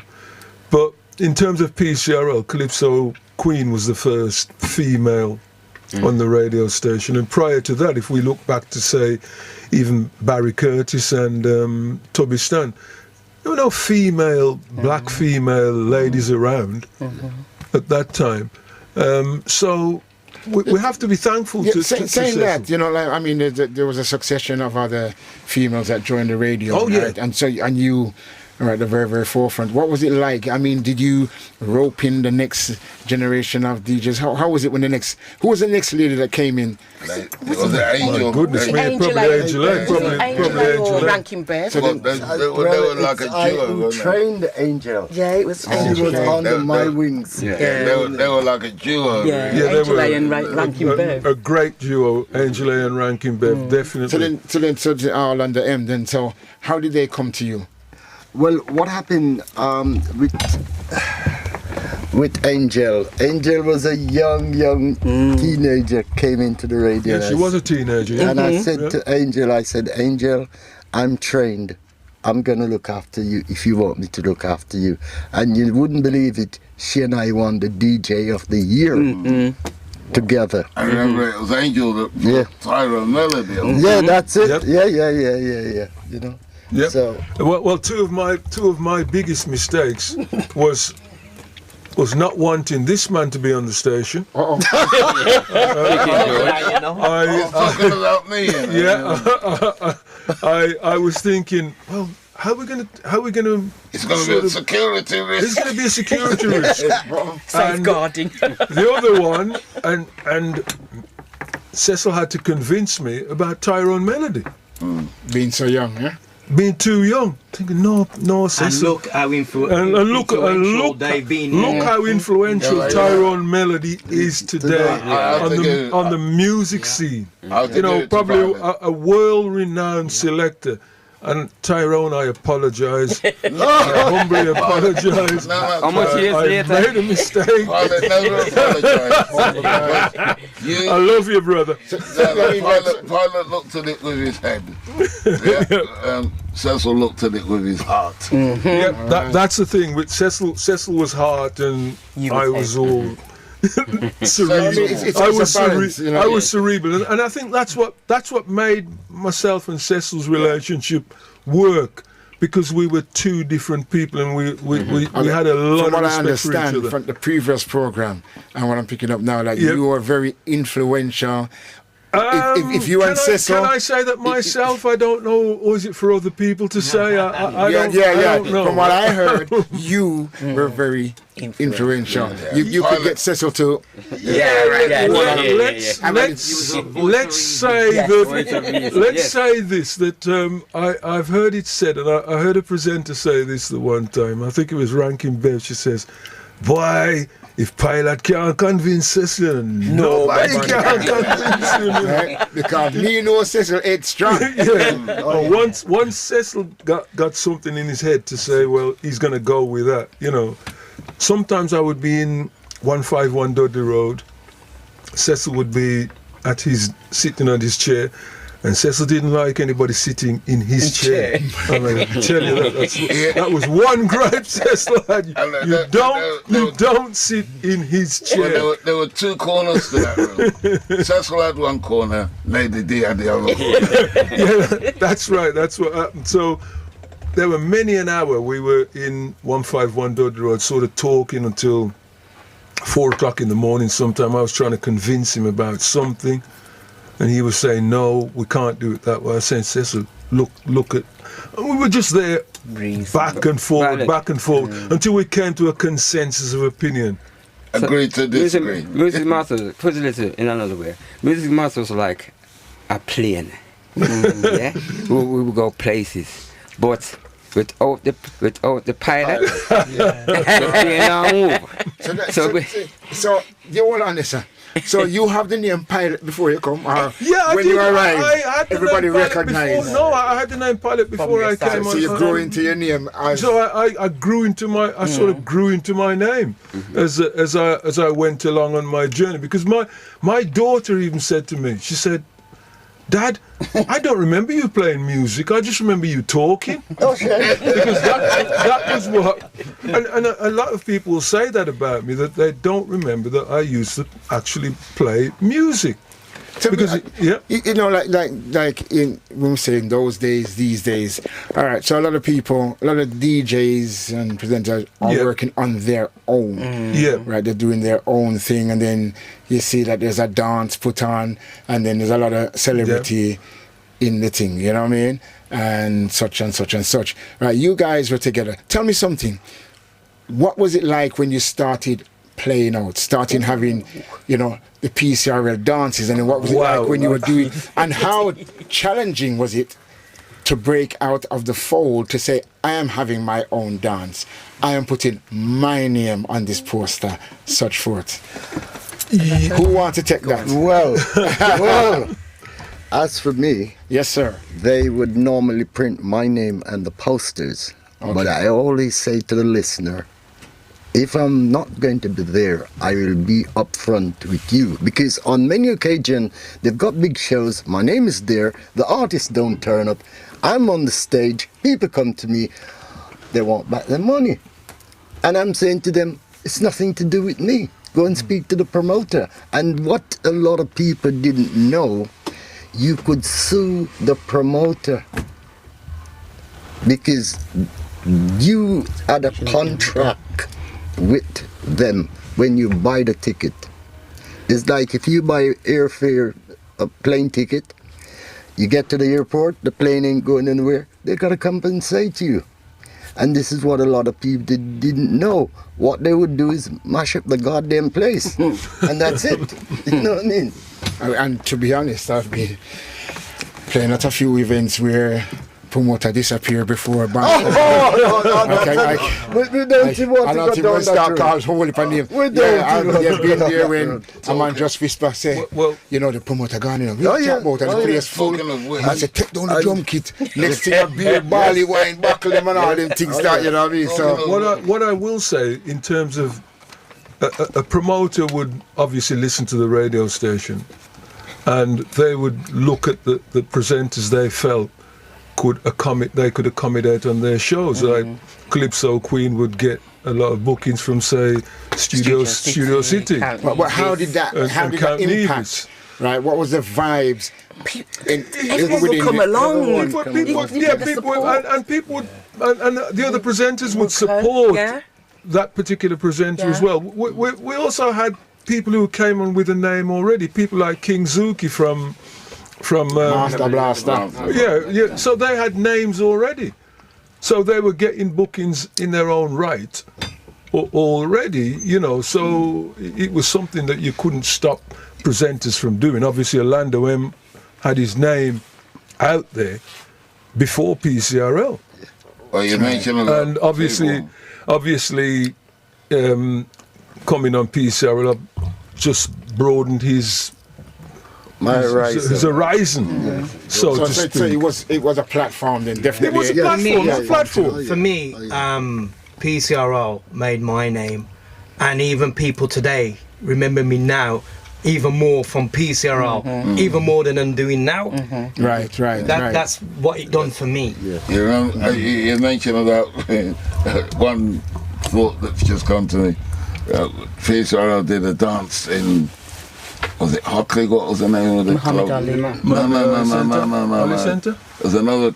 Anyway, we had Sanchez, and there wasn't as many people as hoped. And Jill said, "Welcome to the promoter, welcome to the music master." And me and Richie were there, and they were haranguing us. And somebody said, "Well, the last I saw music master was making his way up Constitution." But you know what? I'm glad you mentioned artists, because the amount of artists that we have met, me personally, the amount of artists that I've interviewed through PCRL, some real legends. You name the legends, and I guess I've probably interviewed them, and many of us I'll never forget, I was in 151 Dudley Road one day, just basically minding my own business. And who should walk in? Chicken George with Frankie Paul by his side. So Chicken George took him downstairs to do some jingles for him and do some jingles for the radio station. But that's what would happen. Dennis Brown. Dennis Brown would walk Shabba in. Ranks. Shabba would walk in. You know, so many artists would Pedro was talking about it, the one talking about it last time, and he was saying he would never forget when it was me and him went to the hotel to get Frankie Paul, and it made his day, the fact that he had me with him and Frankie Paul, because Frankie was his singer, you know. But I have to remember Lady D for the time that it was snowing, a lot worse than it's snowing today. And John Holt came up to Hamilton House where we had the studio at the time. And I was supposed to be interviewing him for half an hour. We were there for 5 hours because we got snowed in. And it was Lady D that brought us something to eat, because she said, "You've been up here for 4 hours and you're not eating nothing yet." You know, I mean, it's things like you know, Cecil would say, "Oh, go and pick up Alton Ellis." What? Yeah. Drive him to the studio. I mean, he definitely had the link. You know what I mean? And like I said, from a musician point of view, as an artist point of view, right? Without the radio DJs and this whole platform, we wouldn't have had the listenership that we have. All the exposure, you know what I mean? Well, he done with Delegation in the early days, and then he was in a band called Uphold with Winston Curtis. So it was more than just a radio man. And did you say, was it the Hoppers he was with? Yeah, with Winston Curtis. Yeah. But as well as that, everybody thinks, oh yeah, the musical youth. You know, the Saltley Workshop was Cecil. I remember those days. I remember those days very well. Was Cecil, Tony Owens, and Fred White. So Cecil was actually another guy that was with him called Steve. He went up to Liverpool again. That's right. My little band was with. We are coming from the same place, musical youth and things. Yeah, so over Cecil was as much to do with the start of musical youth as Tony and Fred. But as well as that, who would have heard of Still Pulse if it hadn't have been for Cecil having his talent competition? Because it was Still Pulse that won that talent. Santa Rosa, yeah. And that's where it all started for Still Pulse. So, you know, Cecil was more than just radio. You know, and even like the small businesses that, you know, would get the help through running adverts on the radio station. You know, go on, sorry. And even I've lost my train of thought now.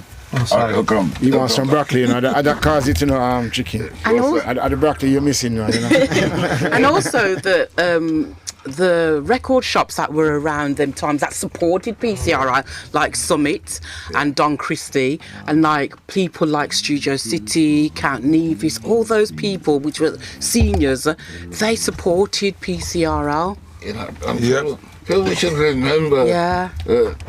All right, we're paying tribute now, but Winston. Hey. Winston's still there. He's still there. Yep. You know, Winston Gordon. Yes.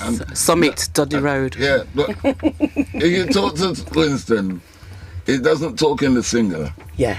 He always says, we can't do that. And I always want to do the we's.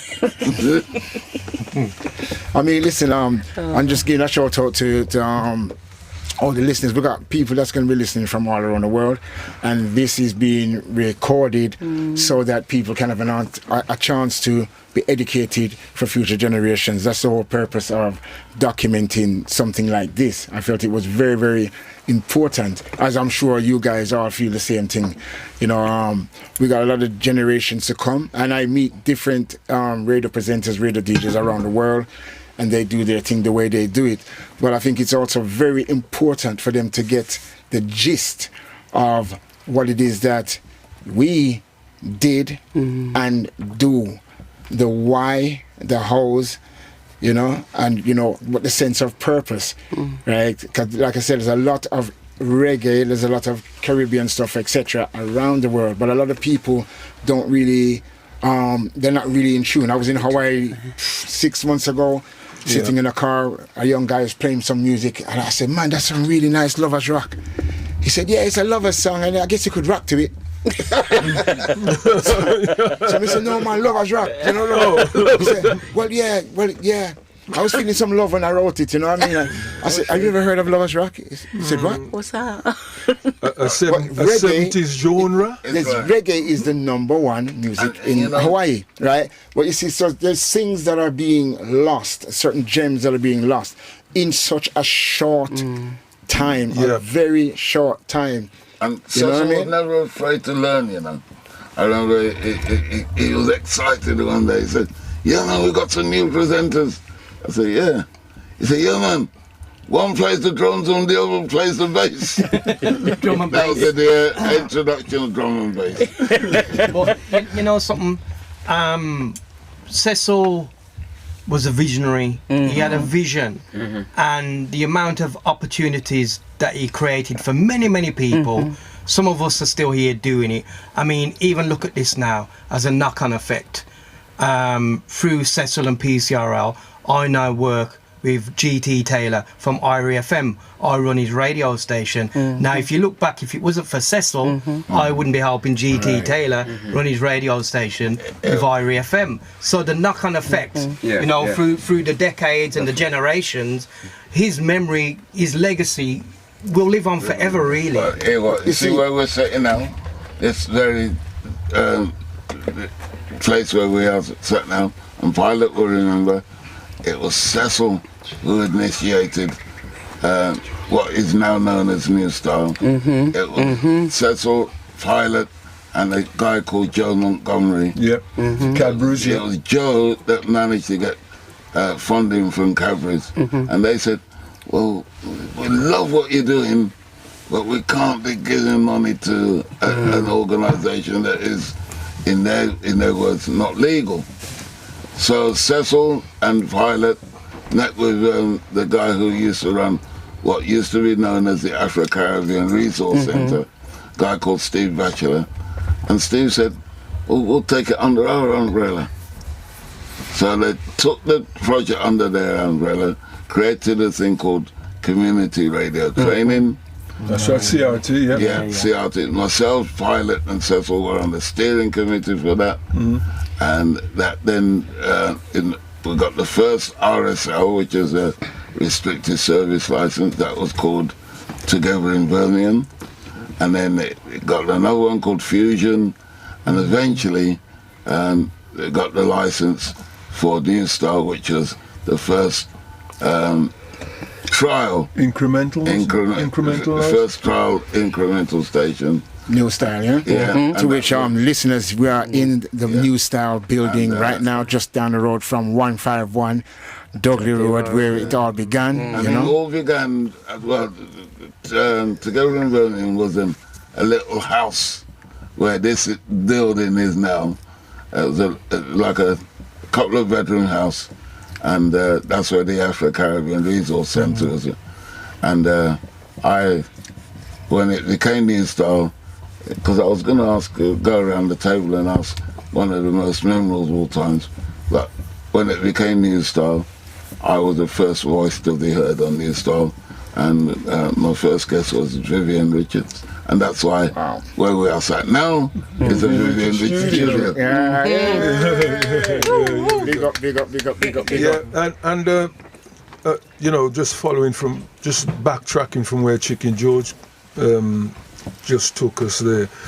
We also, CRT, that is where a lot of us done our radio training. And it was under the auspices of the BBC, a lady by the name of Soraya Patrick, and also from BR&B, Bob Randani, at that time were our trainers. Yeah. So we had to do a radio training course, which obviously enhanced our skills. I'm trying to think of some of the people. Quite a few of the presenters took the course. I was one of them. George, you were on it. I was supposed to be one of the facilitators. One of the facilitators, with Soraya and Bob. Because before coming to Birmingham, I'd already worked at Capital Radio and BBC Radio London with the legendary Alex Pascoe. And so Cecil said, will you become one of the facilitators? And so it was myself, Bob and Soraya.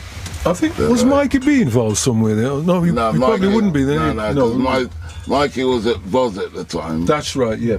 Mikey was at Voz.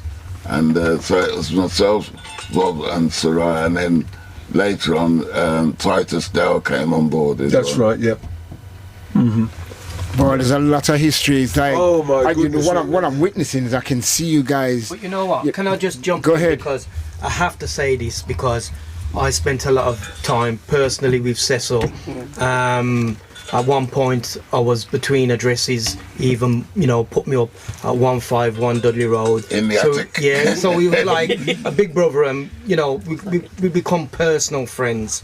So my problems we shared, and I shared his problems. And, talking about problems, people might think that Cecil had it easy.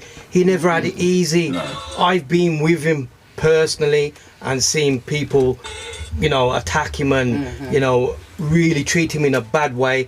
And these were the same people he was trying to help. Yeah. A lot of the community supported him, but there was a lot of people that was against him as well. Only for the fact that he was achieving something as a black man in Birmingham. So that was hurtful to see the same people he's trying to help, attacking him. Some of them people... Not everybody, he got a lot of support, but he did have his fair share of trouble as well. You see what's going to upset me?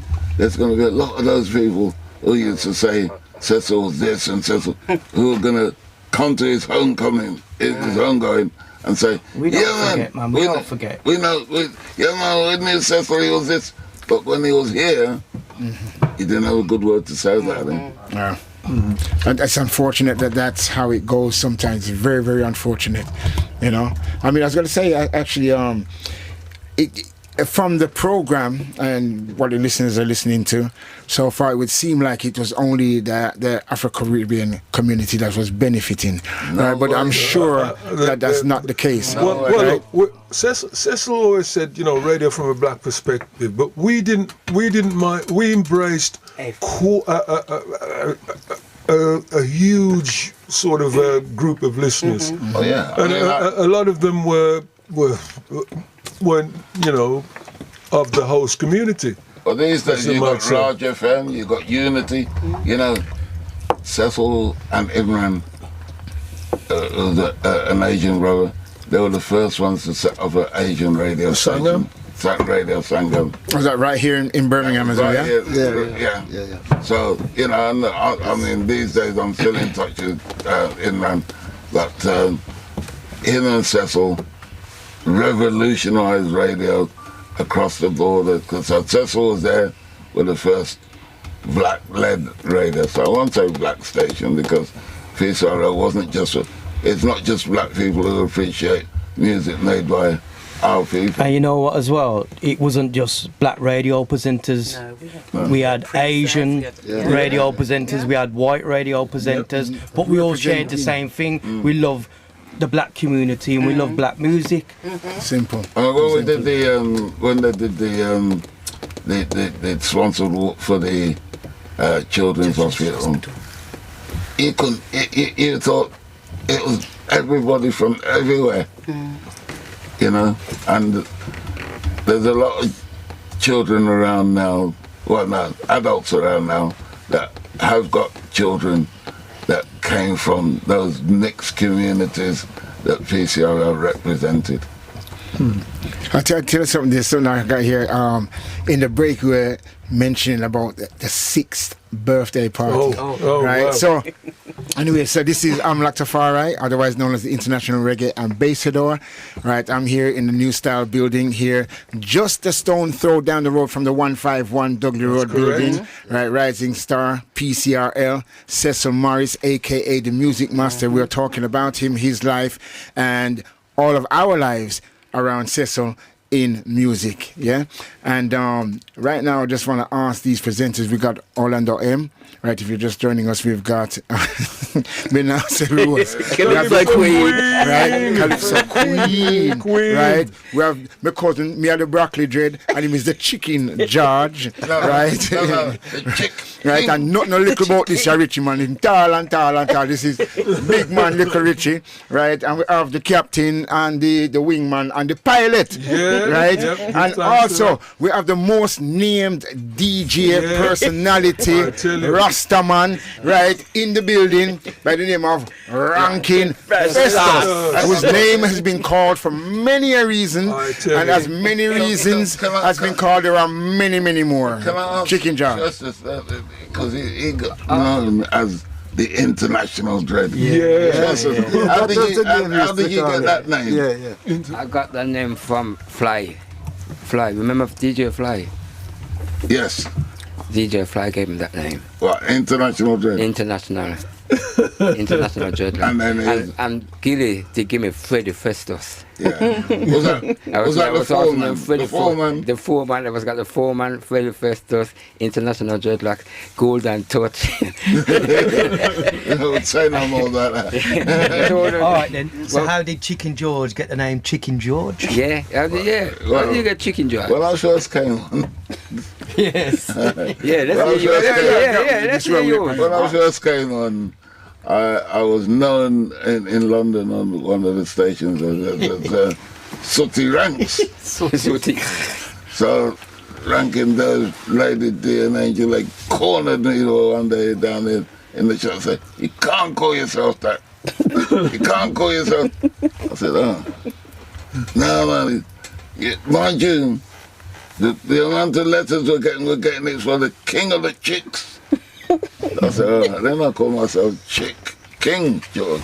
But everyone decided Chicken. I said, why? Because when I was at school, people used to say to me, "What are you up today?" I used to go to KFC. Used to sneak out of school and get chicken from KFC. So I said, all right, we'll call you Chicken George. Fryers. Fryers came. Don't give him that name. Was that Big John? Fryers, Big John? And Jacko, yeah. Oh dear. Man, it's one of the pilots. What do you get for your name, by the way? Well, look, my name came from, I was probably in my teens, probably at school, I think, where I used to be in a sound system called Supertone. Prior to that, it was called Maswatone. And I think we was walking in town for I don't know, there was 4 of us who used to move together. There was a guy called Warren Williams, Arthur Jones and Floyd Marshall.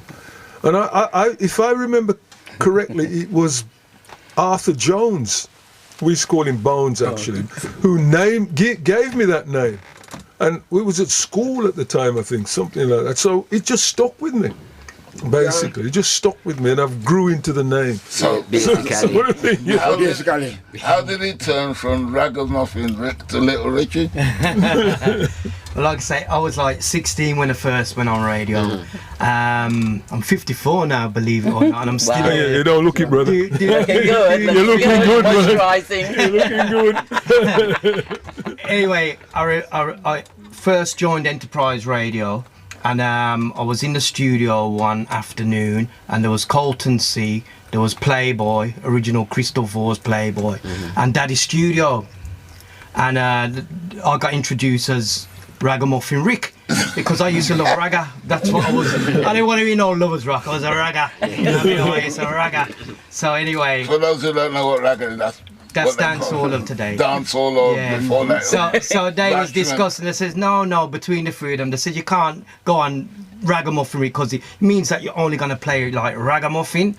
So I said, well, I don't know. So names was going around, and someone come up with Little Richard, and I went, no, Little Richie, that'll do.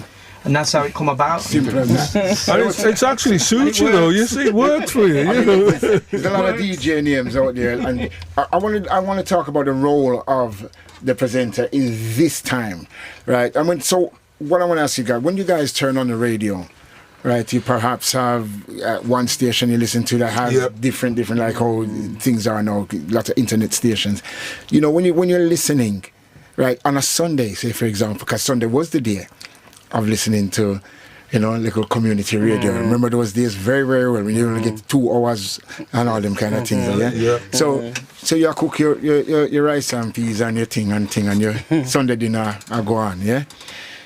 When you listen to no broccoli in my plate and tofu, right? And in America eggplant tofu. We call it eggplant. Aubergine. Okay. So when you're listening on a Sunday afternoon and thing now, and you listen to some of the DJs, right, presenters, do you feel like there is something missing, or you feeling like, yes, they are continuing what we did? I think some do try to get that essence. I will admit that. But as Richie pointed out, with technology, where presenters are doing their shows from their own studios, and they're not actually seeing a person physically. They're not really. You feel like they're not really interacting. I think the interaction could be lost there. So it's not their fault, so to speak. It's just technology has taken away some of the essence. Okay, Richie. I'm going to tell you what's missing from today's radio. Personality. All right. So that is what's missing. Personality. Does that translate then onto the dance floor when they have their parties and stuff? Can you tell that this, like say, I'm a musician, yeah, and I come up in a generation where we have to work with musicians, right? And around the world, I work with different people, I produce, so it's always a collaborative thing, yeah. But I can also tell when somebody is a bedroom player. Yeah, I can always tell the difference. It goes back to being a DJ. Or a radio presenter, a broadcaster. Yeah. 2 different things completely. Okay. I mean, you listen to, and I'm not knocking DJs because I've done my own things, you know what I mean? And it's like, now when you go out, you listen to like a couple of seconds of a song and it's gone. A couple of seconds and it's gone. But radio's not like that. You can still mix your songs and keep the flow, but let the song play. And another thing that people used to moan about was all the rare, chatting all over the songs. And that was an old-fashioned thing that people used to do, but I don't do that now. I never used to do it then. I was always taught, once they start talking or singing, you shut up. After it's finished, then you say your thing when it's finished. But even still today, it's all about the DJs. It's not about the music no more. Okay. Well, I'll tell you not with everybody. I'm not. No, it's not everybody. Because I got something to add to that. You go on. I'll tell you who crosses the divide, and you can see that he's grown up involved with Tyrone. Yeah. Tyrone, we call him the retro boss, but he's not just retro. He plays up to date, but Tyrone's got personality. And he can juggle. So he crosses the divide. He can play for both audiences. But he's from the old school. He's from the old school. But so a lot of others. But he's grown amongst people who are entertained and informed and educated. So he has the benefit of growing up with the old school, but he's also grown up with the the new he's not new generation anymore. He's a granddad now as well. There's something though, right? That me as a musician, yeah. And I play bass, so there's certain frequencies. And when we made music from time, like I went out the other day to a vinyl Sunday, it was wonderful to hear. Yeah. To hear, not just to feel the frequencies of where they should be, and people not sounding like Pinky and Perky, right? But to hear the music at the correct tempo, right? So this is you know, because anytime I go out and I hear music being played, and I say, oh, me play bass for this man. Yeah, me play bass.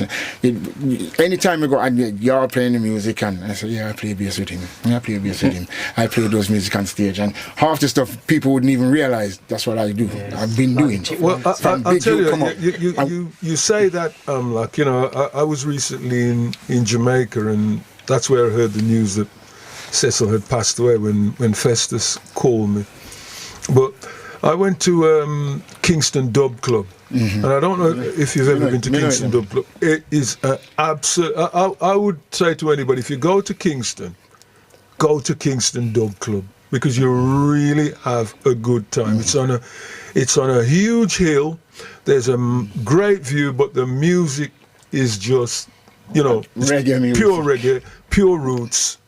It's an experience. It is. You know, and as you were talking about the frequencies of the music and how it hits you, absolutely great time. Is that a different thing? I mean, I get to understand some DJs will say to me that it's dancehall and it's this and that, so we speed up the music to get a vibe from the people and things. Yeah. And if that's the culture, then you've got to go with it. But I personally still saying, I like to hear the music at the correct tempo. Now I know there's a lot of beat matching going on, and you know, a man don't slow it back down quick enough because the next tune, right? Whereas go to vinyl Sunday or go to somewhere where they're playing vinyl, it's not about matching the next one. It's about playing good authenticity, music, you know, and people enjoy them, you know. Well, we were very fortunate in those days because it was just all vinyl. It was all vinyl. There was no CDs when we started. So you were literally carrying a bag of a case of records. I used to carry it was a suitcase, or sometimes it was a trunk. A trunk is like a bigger version of a suitcase. And the other thing is, playing vinyl, you've got a lot of information on the sleeve or on the label. Now with an MP3, there's nothing. So like Orlando M now would present the song with the information that's on the label. Orlando M would tell you the address of the studio. You know, that was a depth. That was the depth of Orlando M's, presentation. What the artists had for breakfast. But you see, the thing is, back in the day when we could afford to buy a LP, right? It was like a child having a sweet, and when the sweet nearly finished, them eating down to the wrapper, and then the last of the wrapper, and then when the sweet is finished, and the mouth looking at the wrapper and reading whatever right on the bazooka, draw chewing gum paper and all that kind of thing there, right? So looking at the LP, it was really, really nice to know what the label was and who write this and what were the lyrics and all those type of things. All these things, right? So we don't get that kind of thing. It's because like just the other day, Sly passed away, and the amount of music that Sly and Robbie has made, produced, the music that I was playing, I guess a lot of people wouldn't even realise they was involved because no one don't give that information anymore. So that leads me on to something else, which in the same vein. All right, there is a lot of reggae around the world in places that you would never even imagine, because people still say to me, you go where? Them like reggae down there? Yes, they do. Because if they didn't, we wouldn't be there. Yeah? And Mexico City, I just came from Mexico City. All right, and the way they love reggae and embrace reggae, it is theirs. It's not ours and them take. It is theirs. Yeah? It is I and I, it is our music. Right? And the way they are invested in the music, in the education that comes from the music. Like, for example, there are so many people I know around the world that never learned to speak English, but they can communicate with you in a Jamaican pattern, talking, because that's what they learned. They didn't learn English and English grammar. They learned to speak Jamaican.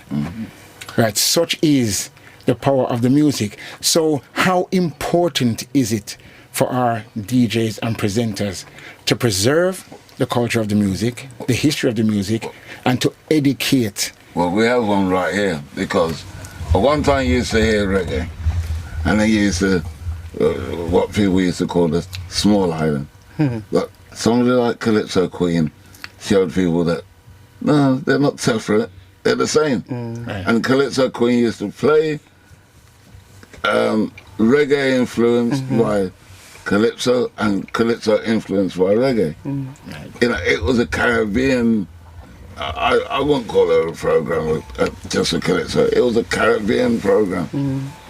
Would you agree with me, Calypso? Yeah. It encompassed the music of the Caribbean, so you could go anywhere in the Caribbean, you hear a little reggae, you hear a little Calypso, you hear some soca, but each one like influenced the other. Right. So Caribbean islands, Caribbean music by way of Africa, which is the world still. You know, I would say it is vital.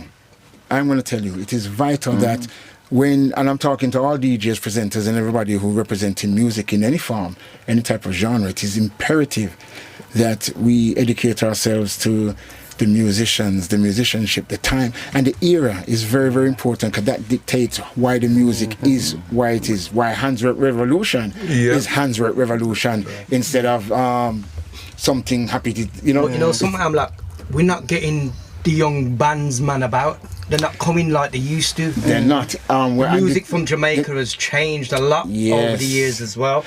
And I see a lot of the Europeans embracing real reggae music more than our own people. Not just Europeans, it's very much all around the world. You know, but so my position, I will teach and I will teach and I will teach. And we don't really have a lot of young people coming towards the reggae and such forth. But they'll go towards some different styles and whatever seems hype and hip at the time. I was out with my daughter, my youngest was out with me, 25-year-old, and she was there. I rock the other night there. Me take her go up with the vinyl Sunday, and she said, yes man, I like this. You know, but without exposure. But then when I went, I took her a couple of places. When I went to somewhere else the other day, right, one of my friends said, she's 25, why you bring her here? I mean, when we bring her here, right? To know what we do, what is a part of her, if it is allowed, if we are, you know. And like you said about the musicianship, it's a very difficult thing nowadays, because I have people around the world that are happy to learn to play instruments, and it's just not so much here. But that said, I don't despair. I still have to give the knowledge, give the instruments. We still have to. I mean, like as I say with Cecil. I mean, I made a list of presenters that I could think of that were on the stage, and I still missed out quite a few of them. And if I counted that list, it would probably number about nearly 200. An absolute long list of presenters. The last count was about 71, wasn't it? So basically, I say this without apology. There are a great number of people who are playing music now, sitting there doing shows, presenting to an audience, and they owe a debt of gratitude to Cecil Abraham Morris. Respect. 28th of June 1946 to the 8th of January 2026. Real. You know, absolute debt. I was talking to one of my brethren just before I got here, Brian Woolery in London. Big up yourself, man. Right? He said to me, because we were there with Cecil from all them times, and he said to me, he said, I want you to make mention of something. He said, Cecil was one man. I mean, of course, the assistants and etc. But in terms of as the visionary and the man that, right, come with it, and you guys help him to see it to actuality. He said Cecil was one man. Him say, just imagine if we had just even 6 man or woman doing what Cecil, and had that passion, that burning desire, and that there's no such thing as failure. Yep. You know what I mean? And he said to me, you know, I wanted to mention that in this time.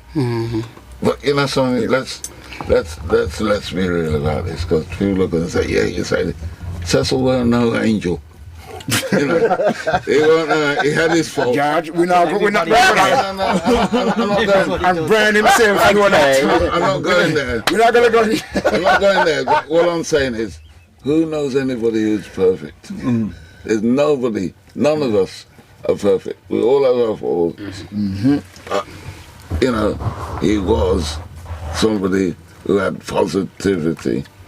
And that we can't take that away from him. Whatever you think of him otherwise, and that's why I say there are a lot of people who used to think of him otherwise that will turn up at his homegoing and say, yeah man, I knew Cecil. Yeah, but you knew him, but what did you know of him? You knew nothing, because you didn't look at the positive side of him.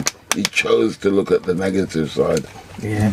When and you know something, sorry, thinking about gratitude, I won an award for Best Radio Presenter a few years ago, and you know who I brought with me to the awards? Colton C, who was the first one who brought me onto radio, and Cecil Morris, who I spent many years with. So anytime it comes to showing gratitude, I will always be the first to say, you see them man there, if it wasn't for them, I wouldn't be where I am today. And I think it's important, whilst people are alive, you show them how much you love them and appreciate them. Far too many people are passing away and don't even know how much they're loved and cherished. And that's sad. That's sad. And one of the things about Cecil that I don't know, a lot of people may not have known, he did like calypso music. Being the first calypso presenter on the station, Cecil used to wind up himself, wind up his little waist and you know, do his little thing. And one of his favourite music was this one by Arrow. Are you gonna sing? You gonna sing? He's playing it.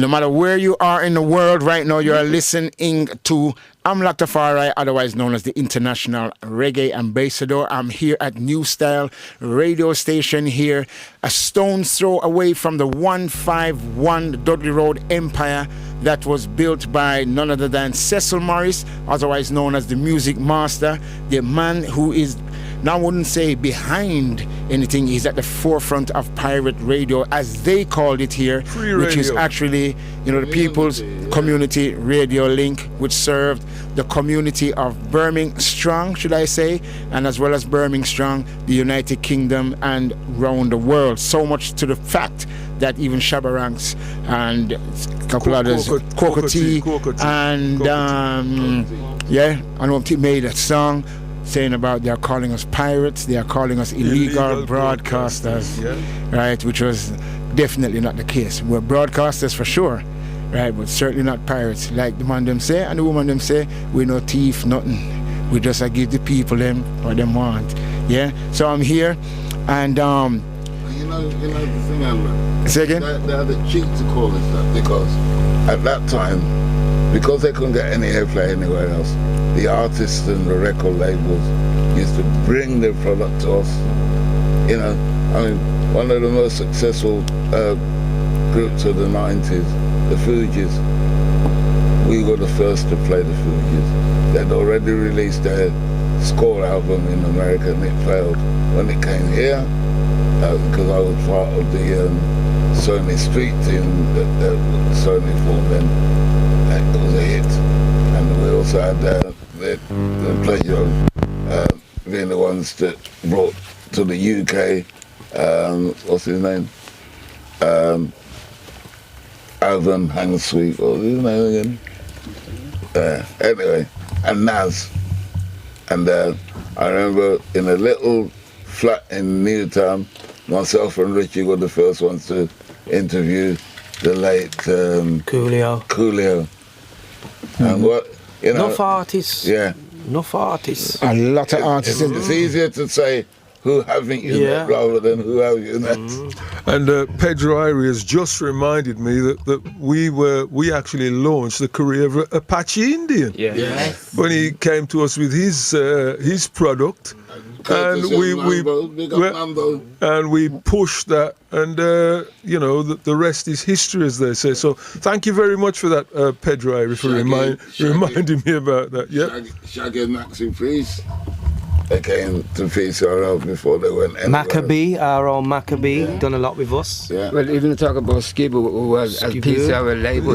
Skibbo, yeah. And the PCRL label. That's right, yeah. So many people, and as I say, that debt of gratitude, even though there are people sitting around decks now and presenting programs, and they've probably on a laptop, they've probably never heard of Cecil Morris or Music Master. So you see, this is the purpose of this gatheration, right? And this documenting and archiving. It's so important. We don't need somebody to come along in 20, 30 years doing some research and saying, oh my gosh, look what I stumbled across. I know Christopher Columbus business. Somebody said to me, says, Pilot, you need to look at getting a blue plaque for Cecil, and for what. From the research that we've done, you've got to have been deceased for 20 years, but I don't know if we can short circuit that they got a plaque in criteria. Yeah, you can, because they got a plaque in London for Choice FM. So Choice FM can get one, and because Choice FM wouldn't have come about if it wasn't for the likes of PCRL, then why can't PCRL or Cecil get one?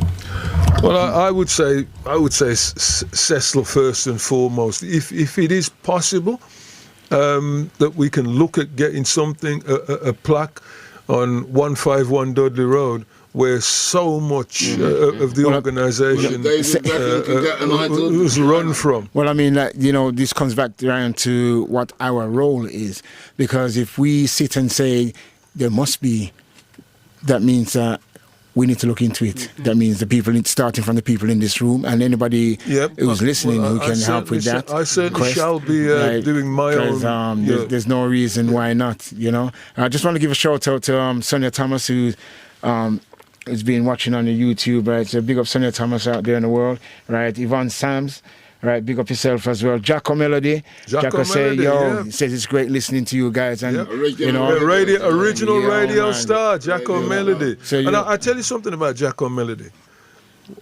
I've watched a lot of people who have done MCing on comparing shows.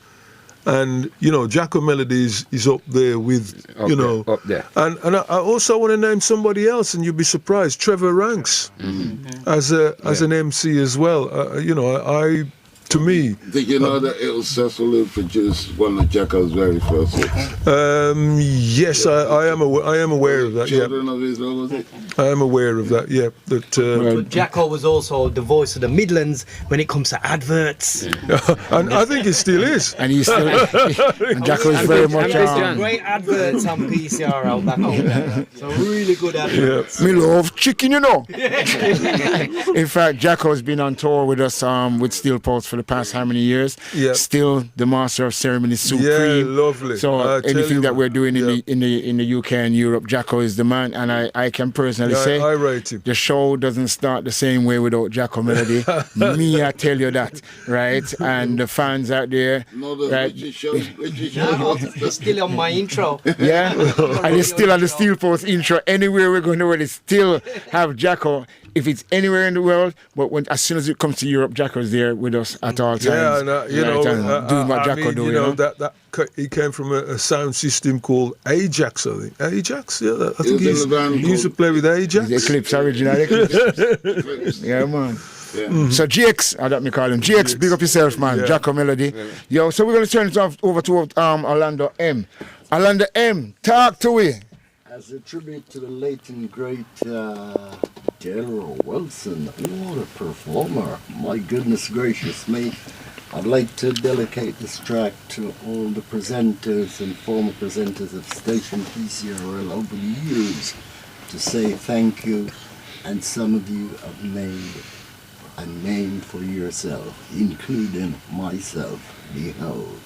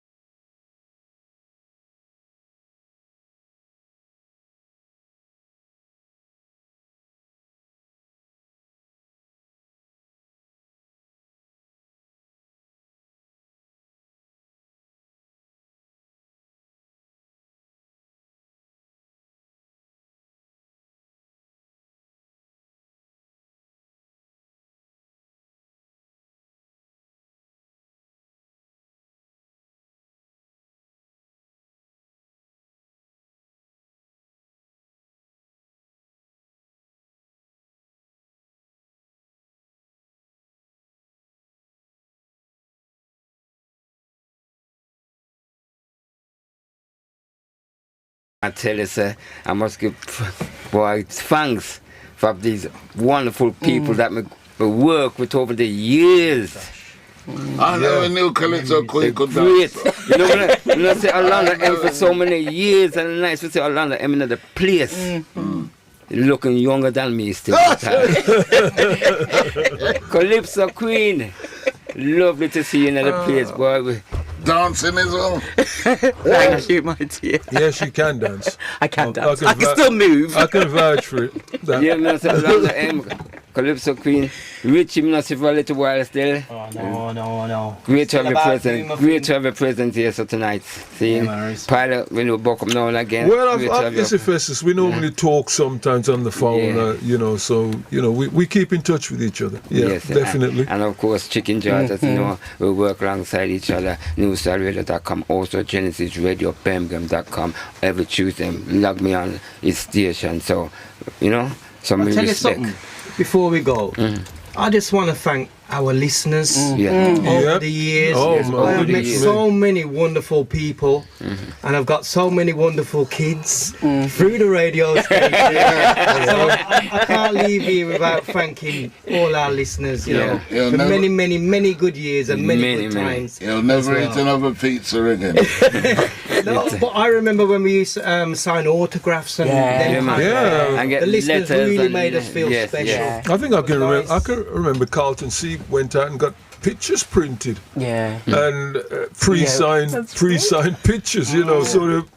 Carlton C was sort of ahead of the game. In that perspective. When I had my photographs taken with Nelson Mandela, and I thought, that's the couple T-shirt. You were inundated with people saying, "Can I have one of them T-shirts?" And then the little jingle I did with Pato rang me one day and said, "Come out to the house, man, we have something for you." And I got up there and he said, "But you have to contribute to it." So, because I used to play his track, Guan. Oh, Guan, Chicken George. So the next thing I knew, him and his children had done this, well, it was supposed to be a jingle, it sounded more like a dub plate. And he wanted me to do nice beats, and I wasn't ready for that. But I still play it up till today. Let me just say a quick thanks to Fitzroy Jeffers. Logging in and says enjoying the program. Oh. You got Fitzroy. Original old school, man. Yeah, old school, I said it. Yeah, man. So I want to say some big up. And in fact, first person I'm going to big up right now is Shannon, right over here. Right, who's been running the YouTube live stream. Thank you very much, Shannon. Thank you so much. Thank you. I rub him like him need sleep, but I mean, the matching sticks are holding up very well under the eyelids, you know what I mean? Right, so let's send out to the Alandia Bones. No one talk, man. What about the beautiful young lady? Yes, another thing is, you know, it is so lovely to know that we had so much beautiful listeners out in Radio Land. And one of the main important things, I have a little message for all the DJs, not the radio presenters, because there's a difference between a radio presenter and a DJ. Is that let your listeners have respect for you. Don't go out and pretend as if you're the biggest or the hottest thing in this world. Humbleness takes you a far way. And this is why, for me, my name was a house name. I never go to a dance hall and pretend as if I'm bigger than the gate man. I always have respect, even for the little child out there. So this is just a message for all you DJs out there. Make sure you have respect to your listeners. People are going to come, they're going to try their endeavor best at times to bring you down. But educationally, you must know yourself. Wasn't that one of your phrases? Educationally speaking. These are the first. Now you know why. You're listening in the first voices. Now we know why he used to say, the prof never bluff. That's it. Yes. Reggae prof. These are the first voices of radio, as I said. What's going on nowadays, these are the very first voices of radio from 1985. PCRL started. These are the first voices of radio. So all those who just have come, you are now listening to some of the very first. You may not know these voices, but these are the first voices of radio station. I know we're gonna go through the list of people, but I have to make special mention to Soul Sisters because it was her that persuaded me to go up and see or call Music Master to say because they used to run a trailer on the station saying they want people to get involved, and it was Soul Sisters say, "Come on, you can do that. You've done it, dude." And I said, "No, they won't want the likes of me." So I went up there, and the rest is history. And then so I said, "Okay, you got me to go on there. You come and do the breakfast program." Put the microphone in front of her. She pushed it away, and now she does the program all on her own, and you can't shut her up. Well, that was a great thing about what Cecil provided, the platform he provided, because some people came into the station with zero mic confidence. Like me. And then you could watch that confidence just grow, you know, and where they're elevated to, you know, as George said, you know, that they got that much confidence, you couldn't shut them up after a while. And there's people who made it seem so easy, because my first baptism was to go and sit in with Crazy G on a Saturday afternoon, and he made it seem so easy. So when I went in there, my first program was at 8 o'clock, I can't remember what day it was, and I just forgot what was his name, Bruce. Anyway, he was supposed to be on between 4 and 8, and he didn't turn up. So I went into on my own, nothing before me, and I couldn't get in at first until Music Master came down. He was fast asleep, so he rushed down the stairs in his boxers and let me in, and baptism of fire I had, because he said, "There it is, get on with it," and he went back to bed. A lot of people actually were introduced to the radio that way. As I said, you know, this debt of gratitude that is owed to Music Master. I don't know if I can get through this list, because there's so many people on it, you know. We'll go through some of the names. McDonald's is up the road, so if you we'll go through some of the names. A gentleman who I used to work with on Talkback, Andrew 3X. Of course, the late great Angel A. Rest in peace. Rest in peace. Sister Ancobia. Of course. She's still around. Yes, still around, doing great things. Rusty Rebel. Big up April. April. Arawak, better known as King Earthquake. Auntie Bubbles, haven't seen you for so long, Auntie Bubbles. Man. Auntie Joy, likewise. Baby Cat, BGC. One of the original presenters, BJ, who was around before I came. Of course, Big J, Big John, or Big John New 1000, as he's not new. Is it Big John New 1000 now? Got big now. Oh, Big John. They used to call him Little John, didn't they? Big John, but he is Big John now, because a highly respected selector. When he was on Scientist Sound, wasn't it? Yeah. They used to call him Little John then. Well, he's definitely Big John now. Yeah. Bigger Don as he was then, but now Mikey Biggs, of course. Bionic Steel, Bongo Star, famous Quaker City selector.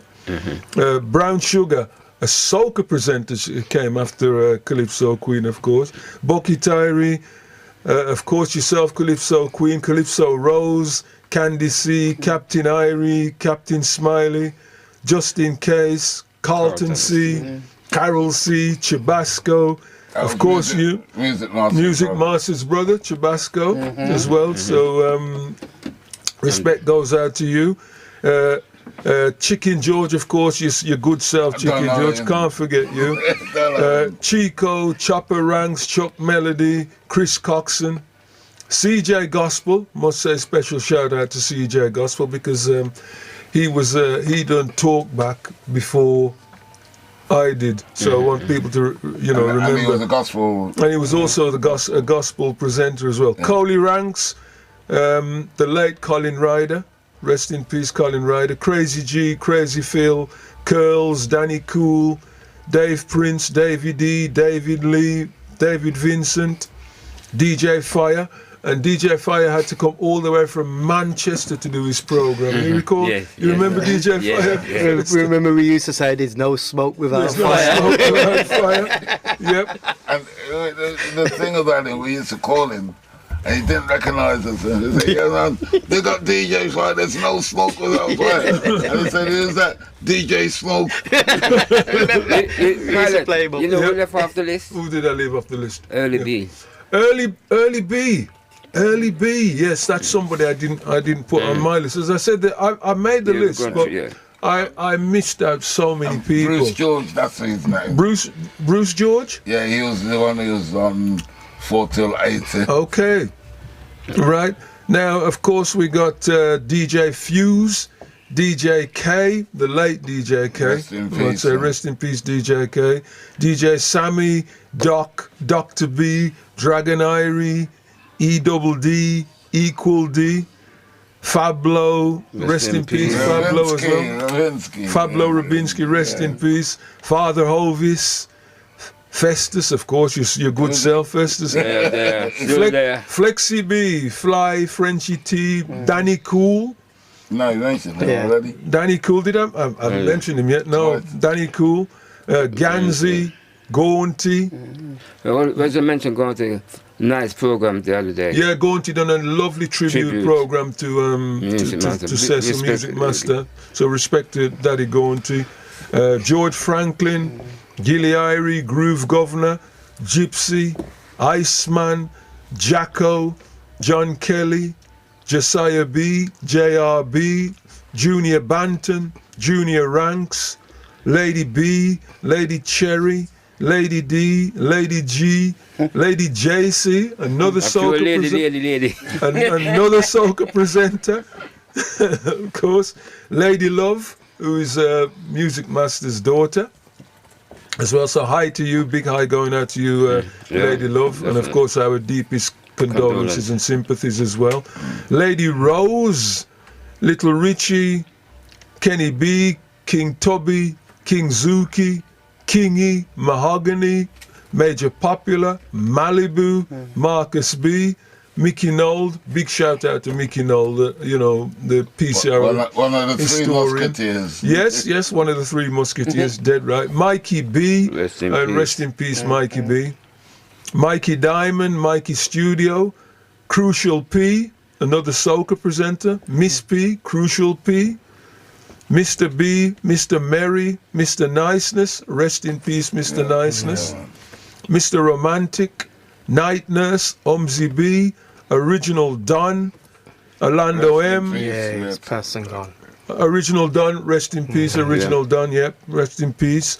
Orlando M, Paul Martin, Paul Rubin, Pedro Irie, Pete St. James, Predator, Preston, Prince Regent, Princess, Rankin Bev, Rassman, Ras T, Rebel D, Ricky Irie, Robert Livingston, Rodney J, Romy, Sam, Sammy D, Sandra B, Sister Elaine, Sister G, Soul Sister, Steve Williams, Stevie G, Sweet P, Tanisha, Tanya G, TC Prince, TC Shaw, Tony Deadly, rest in peace, Tony Deadly, Tony Hallam, Tony Ray, Tony Roots, Too Sweet, otherwise known as Paris Walker, Tugstar, Trevor Ranks, Tricky Mickey, Tyrone Melody, Twinkle T, Wicked Winston, rest in peace, Wicked Winston, Wildcat, Young MC,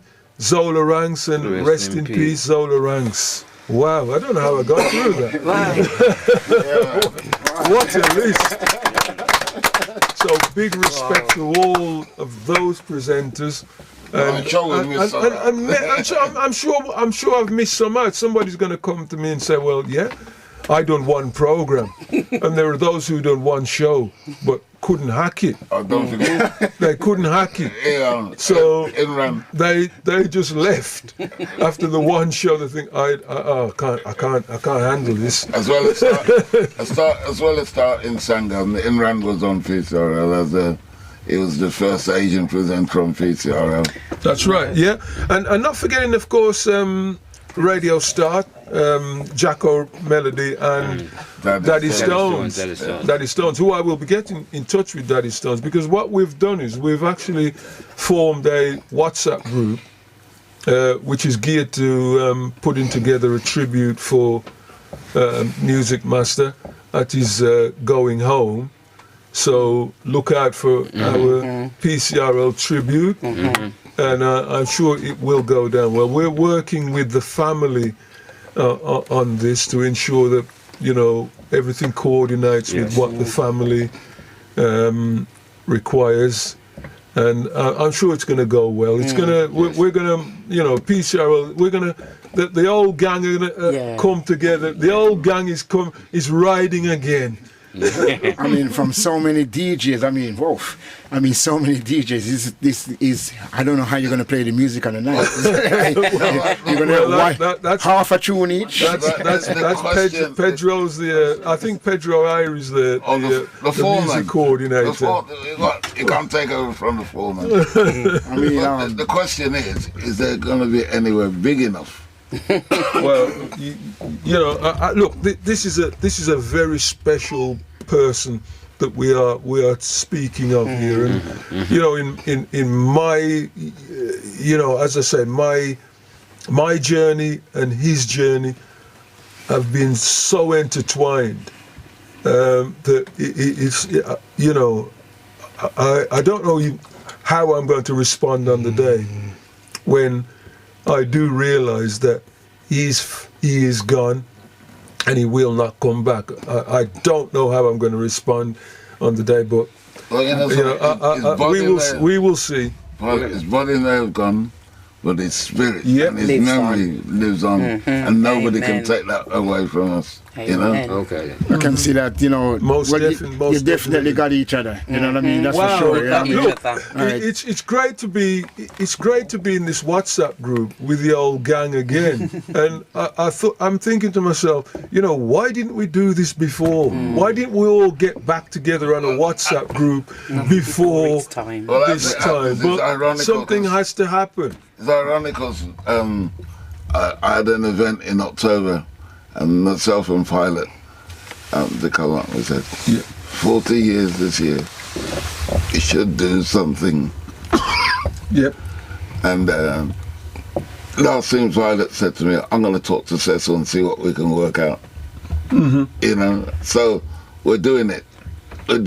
And long live Cecil Morris. As I say, a very, very special person to this community, nationally, internationally. And internationally. The boy from Clarendon did good. You know, I can only, you know, as I say, there's so many things that we've probably not even talked about. Tonight. Too many memories. There's too many things that we haven't talked about, because there's so many Cecil stories, personal ones, and I think radio ones as well. Everybody that I've named on that list has a Cecil story. Every single person. I've got many. I know Festus. Well, I mean, look at this way. You were about to tell us another one before, which you're not going to tell us now, because we're going to move on. Because I mean, you got to go. Okay. That said, I just want to send my condolences to the family, all the friends, and I just want to say thank you, Cecil Morris, for all what you did for me as well as the community. Thank you, and God bless you. And from Calypso Queen, the family, you're in my heart, you're in my prayers, and thank you, Cecil. Thank you for all that you've created and your legacy that you've left behind. Thank you for giving me the opportunity to be the first female presenter on your station, PCRL. And I'll see you all very soon. And thank you, guys. And he was a star and his race and stuff. I mean, I had the honour of managing Federer at one time, and Federer still got it, still trying to convince him that he can still do them things that his dad taught him so well. All right. Yeah, I always remember Pedro in his father's record shop, and he was still at school when he used to sell records at 151 Dudley Road. You know, but suffice to say, I know that time is running, and you know, we got to get out of here. I don't know whether you're going to organise another one of these shows, because there's so much, there's so much mileage, there's so much legs in doing this. We're looking into another. There will be another one. I mean, I've said so much, but I haven't said. I don't think I've said. But we can talk about it when we walk out. I don't think I've said anything. Yeah, I think, you know, some of the adventures, you know, being arrested with I can't even talk about some of those things. You better not. Because Festus going to jail. Yo, we got to say, like, I don't want to incriminate Festus. You know, so we got to say some more big ups, you know, I mean, the music fraternity, the world of music has lost a number of luminaries within the music industry. I mean, most recently, Catcore, Sly Dunbar, just to say, you know, and in line with what you were talking about, Vivian Jones as well. So many. Clark. So, in line with what we're, Clark. you know, so many, and in line with what you were saying, we cannot leave it 40 years to make a mention to then, Cecil, we just need to get on with it right now. Yeah. So, you know, that's it. Bigging up Shannon, as I mentioned already, the Steel Pulse family, Skelly, Hyana, Olivia, Dina, right, once say long as big up self, Captain Chocha Mota, Vachelle, Silver Rose Productions, Mama T, Lulu, and I want to say special thank you to Tascam for providing the headphones that we so needed tonight. Right, so they're my sponsors, yeah. So big up Billy and Tascam, right? Festus, right, for allowing me to take some of the time of what would be normally your show. Yeah, we got Carlin Tara on Melodies, Mom. Right. She was the chief hairdresser for Cecil, and then myself as well. And if it wasn't for her, well, we wouldn't have Tyrone, would we? So then, but for real. So I want to say to the international listeners, this is an educational resource. We will definitely put things together to put something out as a video package so that you can all see and look and learn. Right, there's information that will be available on top of all of this, so you can make contact down the line and pass the word on and educate them and those around the world. I know there are reggae listeners and music listeners around the world right now, people that I know that are tuning in. Right, there will be another edition to this. Right, we will let you know when it is. Festus and I will keep you all posted on my Instagram and Festus on his show. Right, we want to say thank you very, very much. Right, we got Little Richie over here. Right, a big round of applause for Little Richie. Respect. Right, the man who escaped being imprisoned because he paid what they call the fine, but we know still here doing it. Still here doing it, right? We want to thank Chicken George.